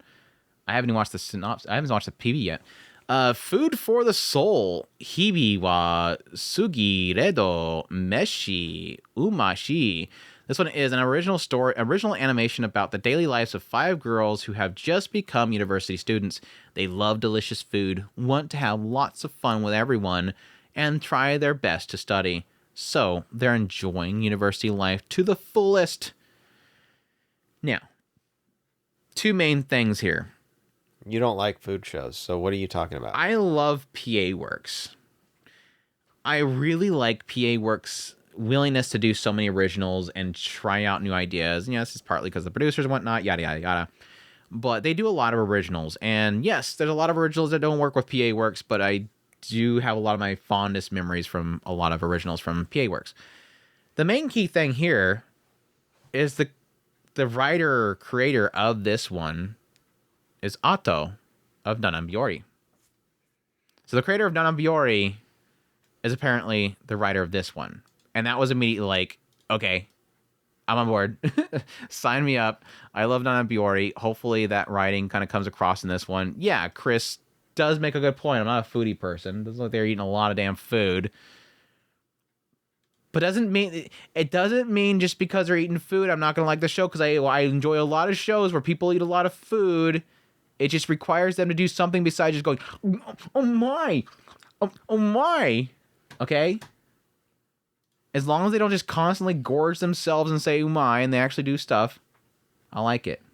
Okay? Shut up. It's gonna be the food Nononbiori, and It's a food Nononbiori. and Andrew's gonna randomly like it. I'm calling it now. Andrew's gonna love it because it's a foodie Nononbiori. I liked Emiya family because all my fake characters eating food. I liked it. But yeah, Andy said Nononbiori, so of course I'm on board. The characters are cute, and I don't care PA about Works, food, so PA Works knows how to make characters look cute. And if they got that cute writing from the Nononbiori creator, it's gonna work. We also got the director that worked on Nononbiori and Sakura Reset, so you got the director on board as well. Serious Competition worked on Akiba Made Word, so that's good. It's so weird. I love the obsession with blood types. It's like literally you have the blood types of fictional characters on the screen right now. Like, just so you know, this one's blood A. well, they do Blood type A. They kind of do like Horoscope stuff with the it. horoscopes type stuff. If your blood type is this, then you match with this kind of character. It's so goofy. So goofy. The fictitious character that doesn't have blood.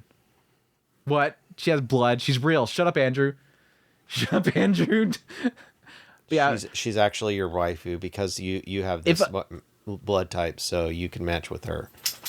I have to look it up to find out what my connection would be to. It would be so funny if I find out that it's like, oh yeah, and literally every character I like, there it is. But no, if I knew about this show before I did my top 10 list, I would probably replace Moonrise with this, or maybe your Forma, because I'm really hyped for Moonrise, and that was really because of the writer. So we'll get in that though. Food for the Soul. A rare foodie show that Andrew's excited for, and it's just Nononbiori. It's just because Nononbiori. Let's go to a show that I literally have zero expectation for because it's kind of weird. Miru, Paths to My Future. Miru, Watashi no Mirai.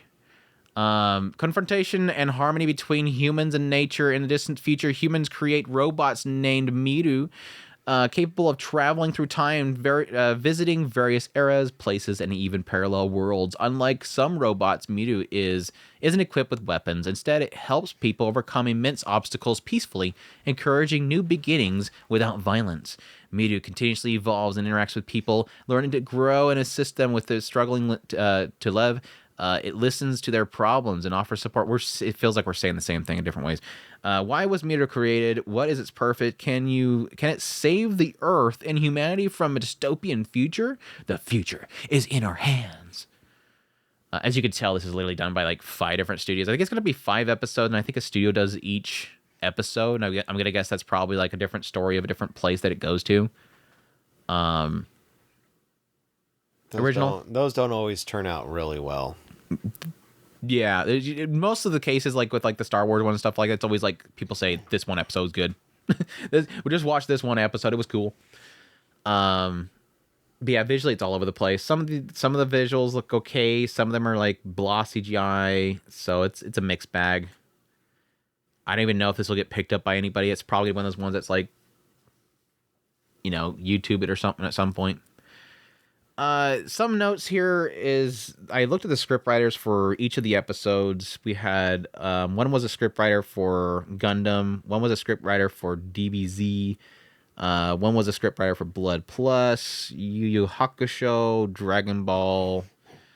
And again, these are stuff that was adaptations of sources. It's just people that did scripts for them, for the episodes and whatnot. So take that with a grain of salt, but it's kind of a smattering of people that have been in the industry for a long time, so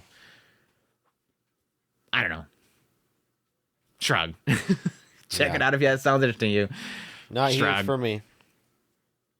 All right. The Mononoke lectures logs of... Oh my gosh, I was still reading that when that came up.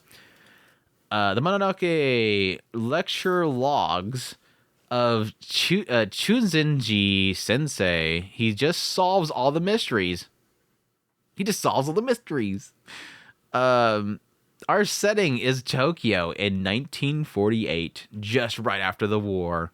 Kana Kusakabe had just become a second year at high school when she meets the new language teacher, Akihiko Chuzenji. Mysterious supernatural things keep happening around Kana. Once again today, Kana is going to open the doors to the library prep room to seek help from Shirley Chuzenji-sensei, who is waiting inside. A high school supernatural mystery featuring the unlikely duo between a teacher and a high school girl is about to begin. Are we going a little bit too long? Yuki's like, we're done yet? Studio is 100 Studio. Sources of manga, mystery, psychological, supernatural is the genres. I'm definitely gonna check this one out. I think this might be good. This looks like one of those ones where it's just like the girl that's kind of getting thrown in the situation, and they have the older guy that's just kind of fixing all the situations. Obviously, he's the one that solves all the mysteries. And it does look like their chemistry, based on a couple of the shots, look like it's gonna be a lot of fun. So I definitely interested in this one. Cautiously interested in this one. Maybe. I'll probably check out an episode or two. I mean, the characters look semi-interesting, and the setting could work for it. Could possibly. Mm-hmm. Yeah, definitely like a 1948 setting is kind of rare too. I do like that. I like those older settings. Anyways, let's see. Another magical girl. It's a season of magical girls, Chris. You want another magical girl? Eat that magical girl. We have Princess Session Orchestra. The anime takes place in Elisipia, which is a mysterious country that has existed since ancient time. The inhabitants of Elisipia, the Elisipians, are a fun-loving people. But one day, mysterious monsters called Jamaox. They must like jammin'. Appear therein to threaten the peace of Elisipia and the Elisipians probably. The story follows a trio of princesses who never forget the song in their heart, even when facing such dangers, and step up to save the day with the power of music and probably friendship. Studio is Silverlink. Interesting. Sources and original genres are magical girl music. We had the director that worked on Sisters All You Need, Watamote, Prisma Ilia, and Kokoro Connect. And the creator worked on Symphogear. So, interesting. Or the creator of Symphogear, I think. I think it's the creator of Symphogear. So if you like Symphogear, check that out. What are you thinking about this magical girl, Chris? Any vibes in there? Not getting anything from the synopsis, that's for damn sure. Not getting much from the thing, but definitely kicking and getting magical notes popping off of everything. Doing the Symphogear thing? Yeah. Well, Symphogear has they're half mecha, aren't they? Yeah, they had a mecha thing to it, yeah. Exoskeleton thing? Yeah. Not really exoskeleton, yeah. Yeah, these are full on outfits, like big outfits. I don't know. I want to give it a shot because I need a good magical girl. But I don't know. This one's not popping to me. Does that make sense? The music is not getting you. Their music's not getting you. I'm not It's hearing the snagging. music. I'm not hearing the music. So Oh, yeah. It's I don't know that it would make that much of a difference, but yeah, I think I just need to get into Precure. Just need to get into Precure. That seems to keep going strong, so that's about the only place where you're gonna get a solid music. Precure never dies. We might as well apparently for a good reason. Apparently it's working. Apparently it's still working. But yeah, I might check it out. It's original by Silverlink. Kind of got me a little intrigued there, but we'll see. Princess Session Orchestra. It looks visually okay too. So some of the combat sequences look a little rough. The Catcher in the Ballpark. We have the Biru Toten Nagatora. The Catcher in the Ballpark de Sukamete. The setting is a baseball stadium it's not only the players and spectators who gather here, but the beer vendors, announcers, security guards, and cheerleaders.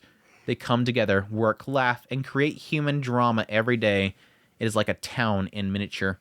Now, why don't you come and become a resident at the ballpark? Studio is EMT Square. Source is a manga, comedy, romance, slice of life, sports. That's it.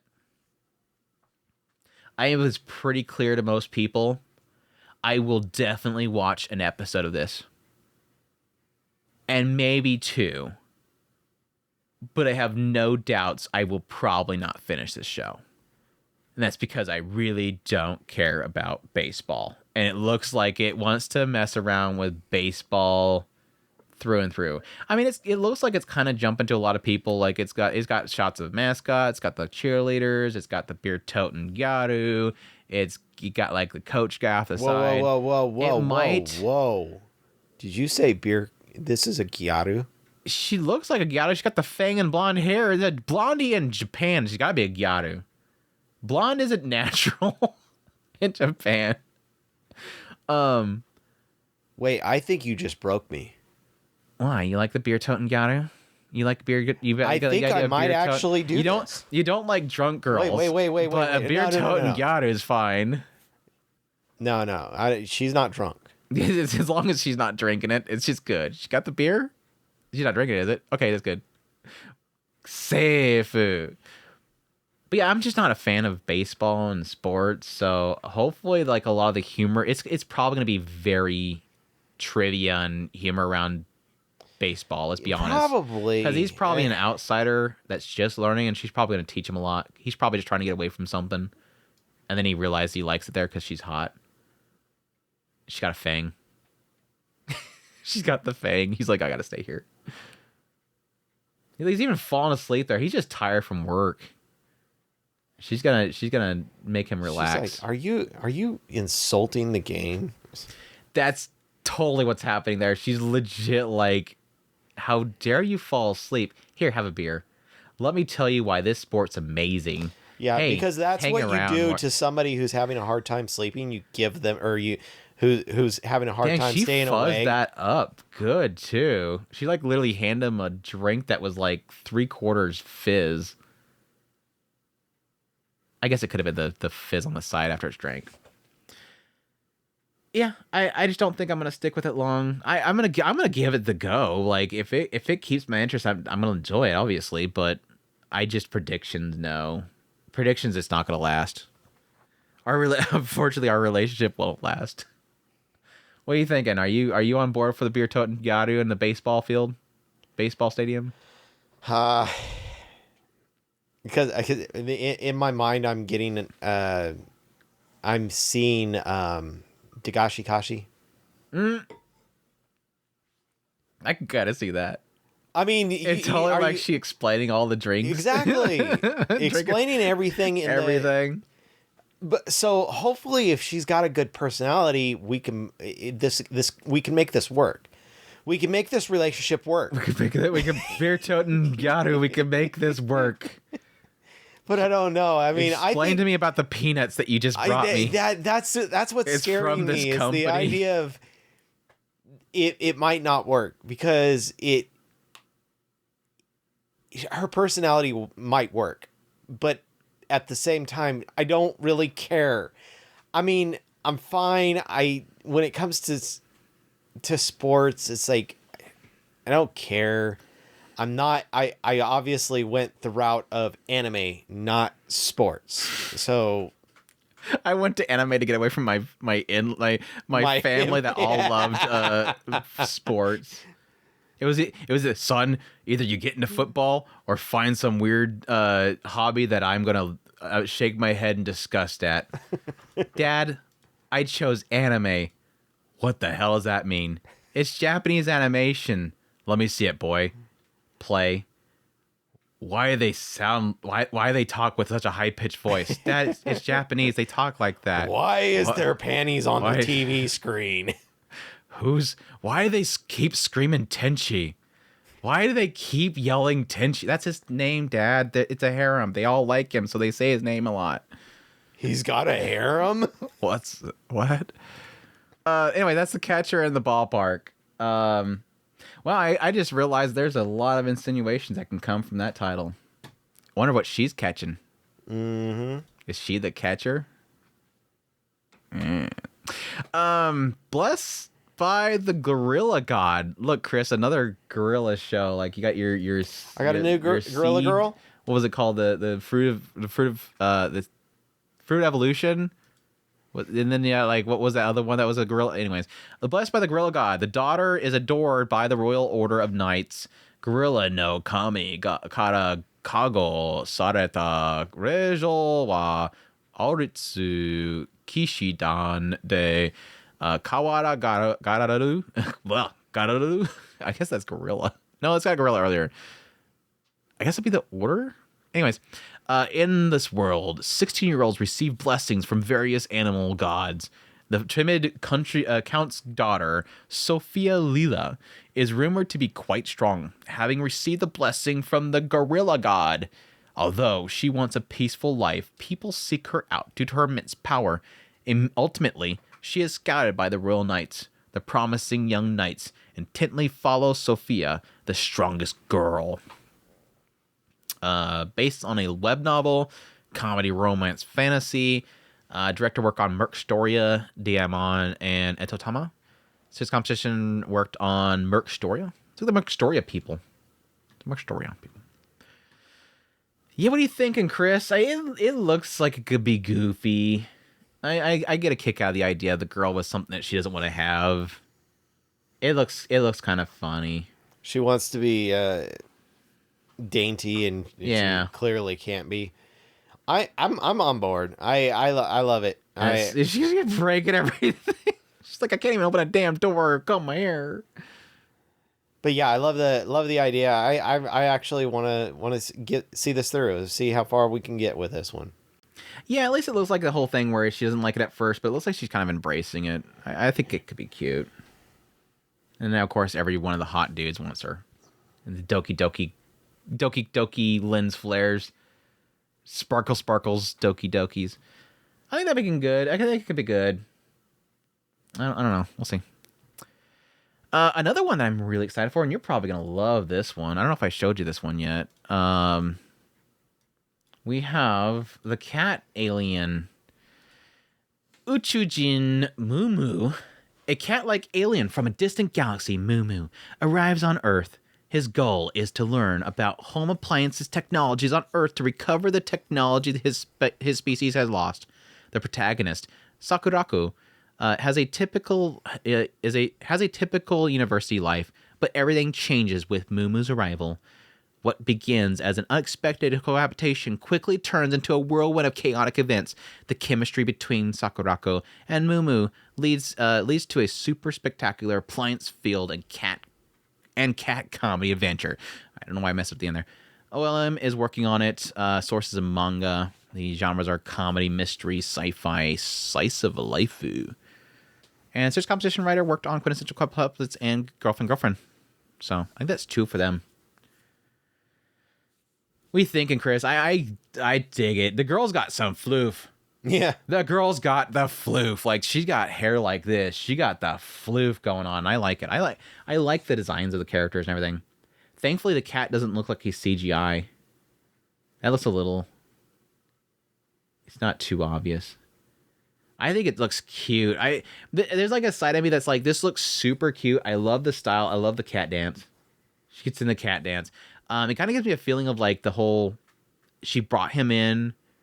He kind of explains the situation, then she keeps stumbling upon him doing things, and a lot of times it causes problems for her. So it's going to be that kind of whole, like, pushback that's happening. But it seems like every now and then she kind of gets swept up in it as well, which is kind of funny. I hope that it's not too focused on the whole appliances stuff, where, like, it's just making jokes around appliances every 2 seconds. But it looks cute. I hope the chemistry between the two of them is actually really solid. What are you thinking? It would be fun to see how they play out the. It looks like he's having a hard time fighting his cat instincts. Yeah. And So it's kind of a combination of him probably making commentary on something that's going on in the world, and then going back to fighting some kind of cat instinct, and then, oh hey, by the way, this is a fridge. If I thought it was going to be warm, and it ended up being hot or cold or something. I don't know. We'll see what happens. It should be interesting for sure. So that's how it works. The outside was pretty hot. Yeah. There's now dance. Get the cat dance one more time. I gotta make a gif out of that. It looks cute. But yeah, Uchuujin MuuMuu is definitely this is my anticipated. I fully acknowledge it could probably totally blow up in my face, but I'm hyped for it. I'm hyping myself for it. It looks cute. We got Compass 2.0. That's our next one. Apparently a ripoff of Vocaloids. Compass 2.0 Sento Setsuri Kaiseki System. A new animation project based on Compass Sento, the name, system game, announcing its 6th Compass Fest. I have no idea. Lay Deuce is working on it. It's based on a game, apparently, which is the system game, Kaiseki. Sci-fi action. A lot of characters poking at each other and Vocaloid music. That's not Vocaloid, it's Vocal Doll. I don't think it's Vocal. I don't think it's based on Vocaloid. Otherwise, they would put Vocaloid in there. It could be. None of the Vocaloids are in here, so Typically, I just wonder if they use the Vocaloid system. How they have the characters. I doubt you're watching this because it's in the game. I don't even know if you could just jump into this thing. I have no clue what's going on. Bug dolls and Void dolls. Yeah? no. Okay. HANA-Doll. There's another one you're totally excited for. Reinterpretations of Flowering. Anime adaptation of HANA-Doll. A 2.5 idol franchise. The story follows idol project Hana Ningyo project, existing and artificially created perfect idol by implementing special flowers seeds into the body. The franchise follows the growth of young men who dedicate their lives to the project. The anime will adapt the first season of the drama CDs, titled The Flowering. They're putting flower seeds in these guys? Yes, because that makes them into it idols. makes them. No, it follows them as they grow. No, it didn't say anything about them being idols. Just they put it in there to create the perfect idol. Yes, because it's HANA-Dolls. Kids, don't do that. Sticking seeds in your hands does not make you a perfect idol. That's K-pop stuff there. They probably did that, but it takes a surgical process. Don't do it. Anyways, Classic Stars, another one. Hopefully these guys don't stick seeds in their bodies.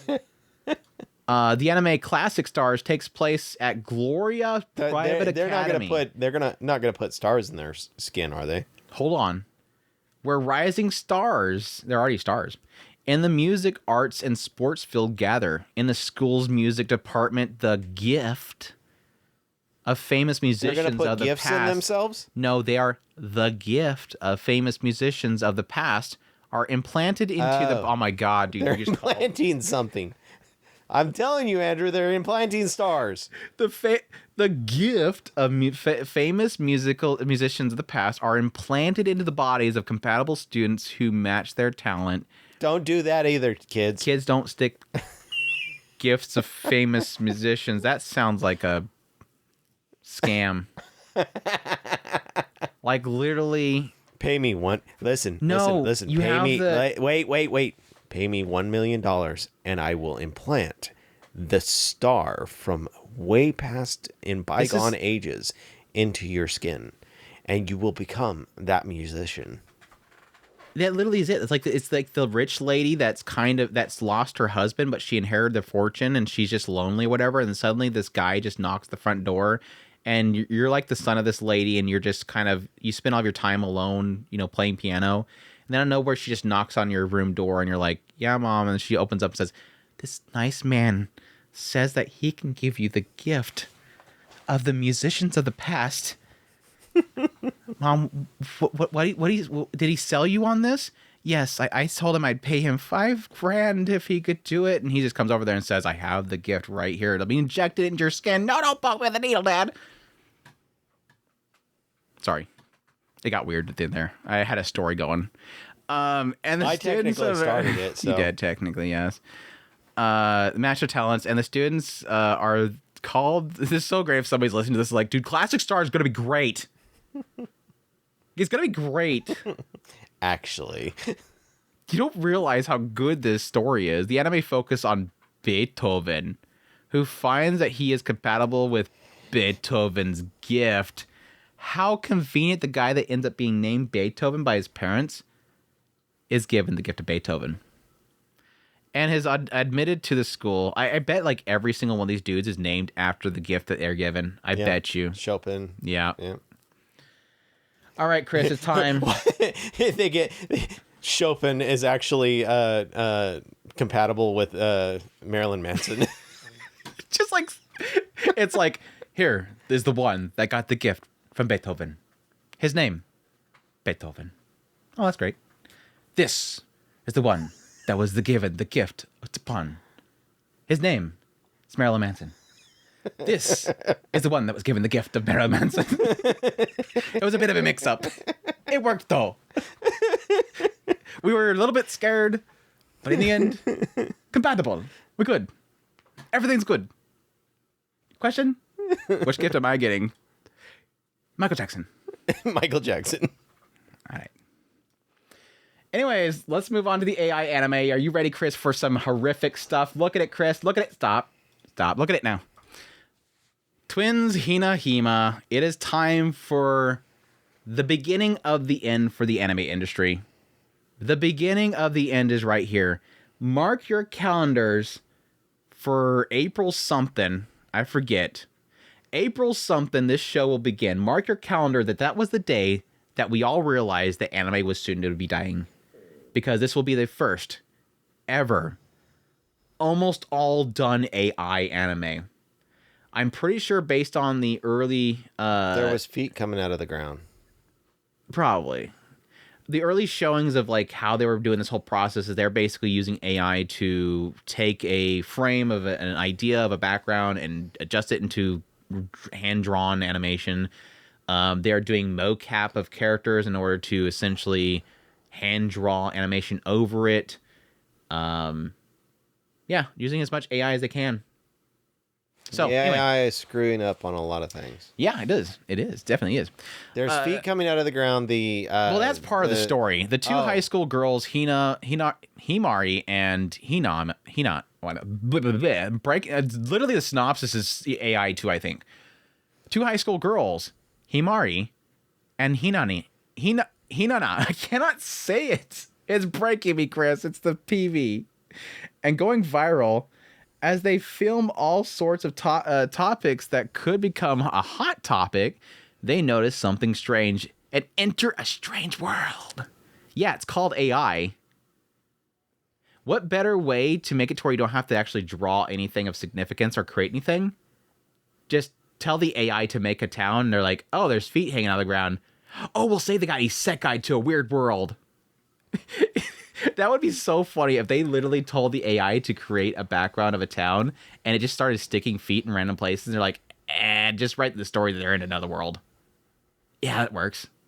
Yeah, the funniest part I was going to show this to you, Chris, is I already show it. There it is.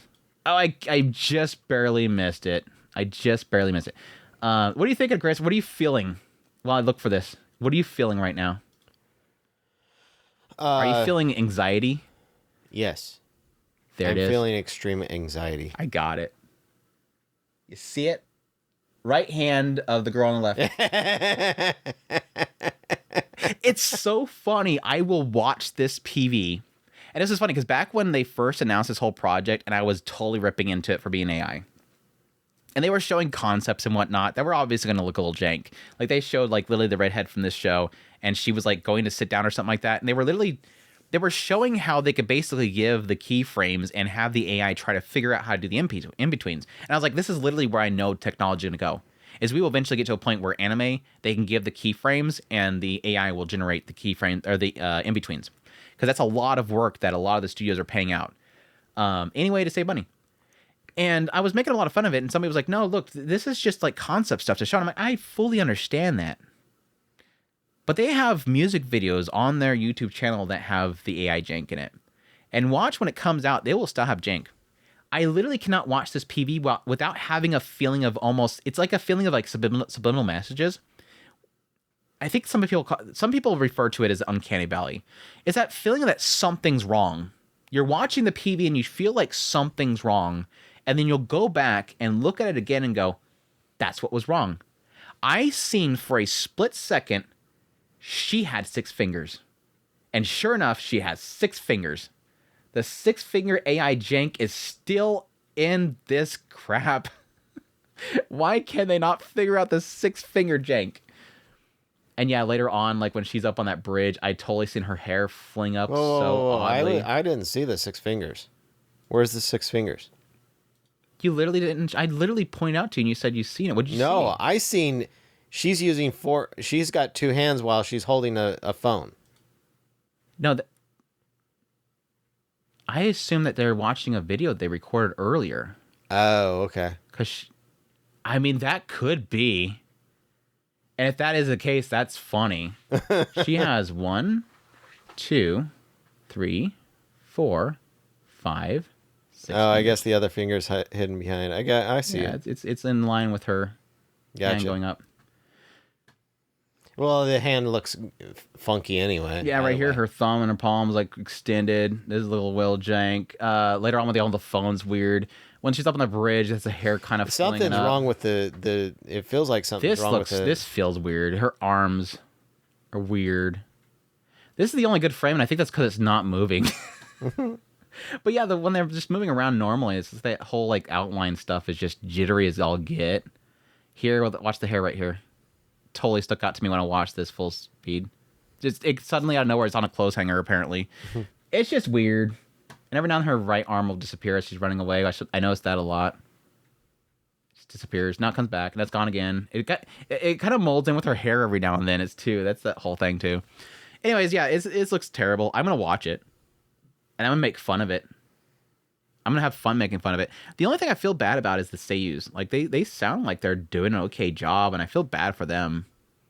But this is gonna be a mess, and I hope it fails. I just kind of hope it fails because I don't want this to be. If this does really well, which I don't think it will cause people to want to use. Yes, the studio is called Kaka Technology Studio. They will want to use Kaka technology. I'm guessing it's supposed to be like Kaka, like. Wouldn't that be spelled Kaka? Like with Shinobu, she laughs Kaka. I don't know. It could be Kaka like poo because they like the joke about poo. You excited, Chris? No. Is it gonna be on Prime Video? I bet that's Japan only. That'd be funny if it was on Amazon Prime. Who would sign up for Prime to watch this show? Any final words on that one? Shall we get out of here? Her hand is all over the place. Yes. Look at that thumb. Look at how far down that is. Holy crap. Stop. Kill it with fire. Let's move on, Chris. Our last new show of the season, I mean, besides shorts, we'll get into in a minute. Toa Ubakata's show, Moonrise, is finally coming out. In the not too distant future, humanity has established a loosely organized world government with everything managed by an international AI network called Sapientia. People who live peaceful lives by loyally obeying its rational decisions. However, Sapientia's lunar development project, which sends criminals and pollutants to the moon to maintain Earth's peace, creates disparity in poverty between poverty on moon, sparking a catalyst for war. Jack Shadow gets caught up in the conflict after losing his family to a terrorist bombing by the moon's rebel army. Vowing revenge, Jack joins the Earth army as a scout on the moon, only to discover the unexpected leader amongst the resistance forces. Being done by Studio Wit Studio, based on it's an original, obviously, written by Toho Bukata, who of course wrote Maldak Scramble. Character designs by Full Metal Alchemist Hiromu Arakawa. Of course, he also did Arson Senki. And directed by Masashi Koizuki, who did Attack on Titan. So, pretty stellar team behind it. What are you thinking, Chris? I don't know if we've talked about this way back in I think it was 2022 when it was announced. I was pretty on board, and again, that was because Toho Bukata. I was like, ooh, cool. Can't wait. And then crickets for 3 years. It felt like crickets for 3 entire years. But I've been pretty excited for this one for a long time. I'm going to definitely check it out. They're doing what now? What? They're trying to go to the moon for what? So you have Earth and Moon, and this AI system handles everything for mankind. But then at some point, the AI was sending too much trash and poverty to the moon that the people of the moon got sick of it, and they started a war. And his family got caught up in that, in an explosion caused by them. So he joins the army to go back out to the moon and get them. And it's probably his friend. His friend's leading the rebels. So basically, just a war between Earth and Moon. Yes. Gotcha. Probably will be that simple. Probably not, though, because it's Marlock Scramble writer. I don't know. Maybe. We'll see. Mark Scramble, the one with the cute little rat guy that helps the girl because she got killed by her mean boyfriend. Moonrise, I'm looking forward to it. It was in, like I said, it was in my top most anticipated, but that PA Works show, if Non-Biori creator took it out, it's probably still one of my top. So, but yeah, that's it for the new full-length shows. We also have, of course, returning shows. We have Fire Force season 3. Did you finish season 2? Fire Force? Yeah. No. I need to catch up on it. I looked into it the other day. I am 3 episodes from finishing season 2. For some reason, I did not finish, and I was that close to finishing it, which sucks because my girl does something really cool at the end there that I noticed. So I got to finish those last 3 episodes. Hopefully, I remember what the hell's going on. But that's coming back. Fire Force coming back for the 3rd season. I think that's going to be one part of 2 parts. So split core, I'm guessing. We got Windbreakers coming back for its 2nd season. I unfortunately did not. I just fell off at some point. I never went back to watch it. So that's unfortunate, but that's coming back. So I've been killing slimes. I've been killing slimes for 300 years and maxed out my level season 2. Really? Yep. Aoyuki's going to come back for the biggest harem mage ever. Excited? Yes. I missed that show. I'm hoping they chill out on introducing characters. That was my only hang up that I had from the 1st season, was like, it felt like every 2 seconds there's a new person knocking at the door. Can I join the harem? They made a joke about it too, so I know that it was on the nose, but I was like, chill. We got too many girls showing up. Chill. She got a bigger hair than most dudes. Yeah, that's cool. HANA-San, it's indecipherable. 2nd season. That's coming back. Super hyped for that. Yep. Especially now Toyama being a Gyaru there. I'm excited for the now Toyama character. Go Losing Ranger 2nd season's coming. Did you finish the 1st season? No. I'm gonna watch it. I will watch it. I hope it goes back to what I was enjoying with it. Black Butler's coming back with Emerald Witch arc. Chris is excited for that one, I'm sure. Absolutely. Never watched it, sure. Shoshimen's coming back. Get to figure out the mystery about how to make, I don't know, mac and cheese without a bowl, I guess. We'll probably have that to be our next mystery. Which one? Shoshimen, How to Become Ordinary. Oh. I joked about the 1st season having an entire mystery about them making cocoa with 1 spoon or something like that. It was dumb. I'm actually excited for that to come back. It started kind of tip into something interesting at the very end. So hopefully it continues that and not goes into dumb mysteries again. We'll see.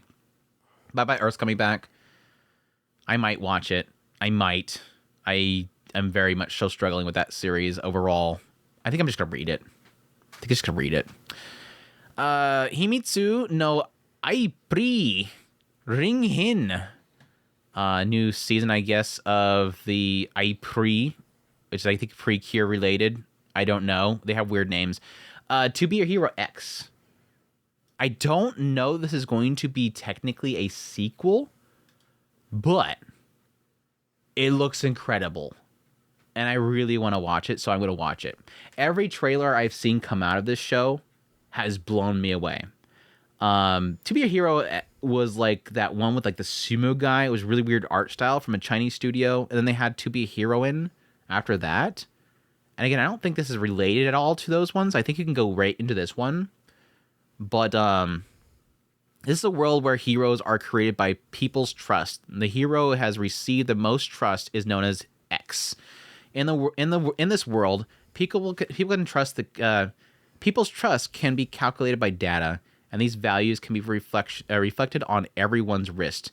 As long as enough trust points are obtained, ordinary people can have supernatural superpowers and become superheroes that save the world. However, the ever-changing trust values makes the hero's path full of unknowns. So I guess in the idea of like, yeah, gaining people's trust and then becoming a hero based on that trust, and then maybe doing the wrong thing and falling. That'd be an interesting thing to get into. Yeah, the big things about this course is this is like PB Animation Company, Land Studios, Paper Plane Animation Studios. This is like Link Click people, like the director that did Link Click. We got Suwano Hiroyuki's doing the music for it. Yeah, what else can I say? It looks amazing, but, and Chris is probably going to know what I'm going to say. It keeps changing styles. It is all over the place with style. Like, it's got CGI moments. It's got kind of like that whole, it's got the whole, like, the Spider-Man and this, what was it called? The Spider-Man Into the Verse? Spider-Verse. Was it Spider-Verse the one that did the weird animation style? Similar to the, goddamn, the League of Legends show. Oh, Starts in A. It starts in A, right? It looks like that. It's that kind of CGI, which is really good. But you're going from that to standard animation, 2D animation, to like an old like 80s style cartoon style for this dog. And then it goes to like a more, I guess, like Western 2D animation. It's all over the place. I don't know if that has something to do with parallel worlds, because there is some characters that are in each of the styles. So there are people that are changing it. Maybe this dude right here just changes it. There might be a story reason why the style changes. Each one of them looks good. I wish it would stay to one, but it looks great. Visually incredible. The music's phenomenal. Like, everything is great about this. I hope the story's good. God, I hope it's good, because this actually does have me intrigued. What you were telling me about what you were telling us about the concept is actually really interesting. I like the idea of Power based on trust. Yeah, power being based on the trust, and that could be a really cool concept. I wonder if they'll have some that will exploit it. Like, if it, as long as I exploit it and without anybody knowing. Or can you force people to have to trust you? Like, can you gain value by force? Mm-hmm. So you can literally have like people trust you because you rule with an iron fist, but it's like super fragile. I'm super into it. Like I said, it looks gorgeous. I hope it plans out, and I hope it's not too jarring between the art styles. Again, one of these trailers does show this guy like literally snapping his finger, and it looks like the style around him changes. So I'm wondering if his power is to literally change reality, and that might be where they'll get into that change in style. If there's a story reason for it, I'm fine. If it's just one studio does in each episode in different style, that's okay too. But yeah, I want it. I'm in it. I'm locked in. I know it's a Chinese studio, Chinese makers, Chinese everything, but I'm locked in. And Suwano Hiroyuki's locked in too, so I'm gonna back up my Suwano. Oh, this is Suwano? He's in there. Gotcha. This is music. It's good music. All right, our shorts. We have a few shorts. The first one obviously is probably one that Chris is extremely excited for. Thankfully, we got a trailer for it just before we did our preview. I didn't have it for my most anticipated podcast or video. Hide Makina-san, or Kakushite Makina-san. This risky romantic comedy centers on Eita, an introvert mecha otaku high schooler who has a crush on the school's most popular girl, Makina. When Eta finds Makina at her when Eta finds Makina at her doorstep or his doorstep. Anyways, at a doorstep, he is flustered, and even more so when Makina reveals her secret that she is a sexoroid, robot designed for pleasure, and she's asking Eta to conduct some repairs on her discreetly. While Makina immediately tries to make a move on Eta physically, Eta struggles to contain himself while also hiding her secret. I'm on. You good? Yeah, the only bummer thing here is this is kind of similar to the whole like dark elf Yandere. This studio's ass. Like, this studio's bad. Bloom Z and Wolf's Bane, who pretty much all they've done is Isekai Onsen Paradise, which was Oh yeah, you crap told as me hell. that. That's what it was. Wolf's Bane specifically, I think it was Wolf's Bane, they did Peter Grill. But yeah, Peter Grill's second season. First season wasn't amazing, but it was okay. The second season of Peter Grill looked like butt. So these are bad studios. So I'm, again, similar to before with like everything else. This might be the one they do a decent job on. It's not looking incredibly animated. And again, this show comes out in a couple of weeks, and this trailer just came out. So I hope that they have it done. It's a short, so it's 15-minute shorts. I mean, it's not super short. It's 15 minutes, but I don't know. It looks dorky. I checked a little bit of the manga out. It seemed pretty funny, so hopefully everything turned out well. The creator of Hide Makina-san manga created Crossing Time, and I really liked Crossing Time. That was like a kind of out of nowhere short that I had a lot of fun with. But yeah, director worked on Ice Shield 21. That's funny. Ice Shield 21 director is now working on Hide Makina-san. Serious competition. They worked on One Hit Kill Sister and Isekai Onsen. Yay. Anyways, hopefully the comedy carries it and the studio keeps it together decently. But based on Isekai Onsen, I doubt it. We'll see though. Other than that, we have Masuda Kosuke Gekijo Gag Manga Biori Goal. You excited, Chris? The 5th season of the series. So I guess you're gonna be able to get caught up on those other 2 seasons. No. You didn't like the Chikabra? This looks like this is like just one of those, because it literally does look like it's mostly portrait. I'm wondering if this is just one of those little gag comedy video shorts they just throw on like a mobile app. Like, it's super low production. It's just for quick jokes. Anyways, that's that. Go back to Makina-san over there. Everyday Host is coming out. I have no info on it. They just say it's from Fanworks and manga. I have no synopsis for it right now. And then finally, the PV on that one looks okay. Everyday Host. It kind of has that feel of almost like it's that Newgrounds kind of feel to it. That sliding low detail type of animation. It looks goofy, but I probably won't watch it. It just looks like shenanigans in a host club, really what it is. So if you like host clubs, comedy, I'm sure they'll be a lot of fun.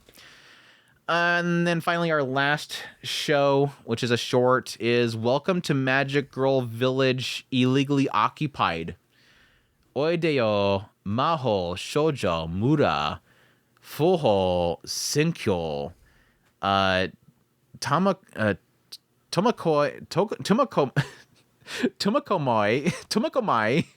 a 43. It's this last one. I get it. I got it, Chris. 43-year-old is an old office worker who has become a magical girl as a result of power harassment in his company. I am really tired. I guess I'm reading that right. Okay, he's a 43-year-old is an office worker who became a magical girl as a result of power harassment by the company president. As you do. Okay. he settles in a magical girl village where Happy Nemuro, 120-year-old, I don't remember anymore, is in the parentheses. I guess the synopsis is guessing. And Seiko, 270-year-old question mark, I don't remember anymore, live, who can't live without alcohol. The magical girl life in this illegally occupied village filled with madness and despair begins. I kind of wish I had the PV for this. So there's a 230-year-old, but doesn't remember how old he is. Literally all of them in the parentheses, it says, I don't remember anymore. I don't think they remember anymore. The people that they're asking don't remember anymore. But yeah, 120-year-old, 270-year-old, and he's a 40-year-old. He knows that he's 43-year-old. Okay, there you go. Anyways, that based on the key art and the fact that they don't have no PV, I'm going to assume it's probably going to look like trash, just like the gag comedy one. But there you go. That's it. That's all the new shows coming up the new season, including the returners. Of course, we have continuing on from the winter season. We have the Apothecary Diaries second season will continue to 24 episodes. I Left My A-Rank Party is going to continue for 24 episodes total. And that's it. Damn. And we've been going on for so long, I don't even want to try to bother yelling at you until you give me a list of a bunch of shows that you're excited for. We all can guess based on the fact that you sort of lost consciousness at some point. At some point down the line of the list, he grew tired of the shows. But he regained a bit of vigor when we got to Be a Hero in X. So besides a Haran-san and 300 slimes or 300 years slimes killing, To Be a Hero in X is definitely up there for him. I'm gonna guess you like the cat girl, the cat appliance, MuuMuu. Yeah. MuuMuu. You kind of sound like you like the ape girl. Yeah. No, he's not gonna watch the Beardo-Garu. He acts like he is. Food for the soul.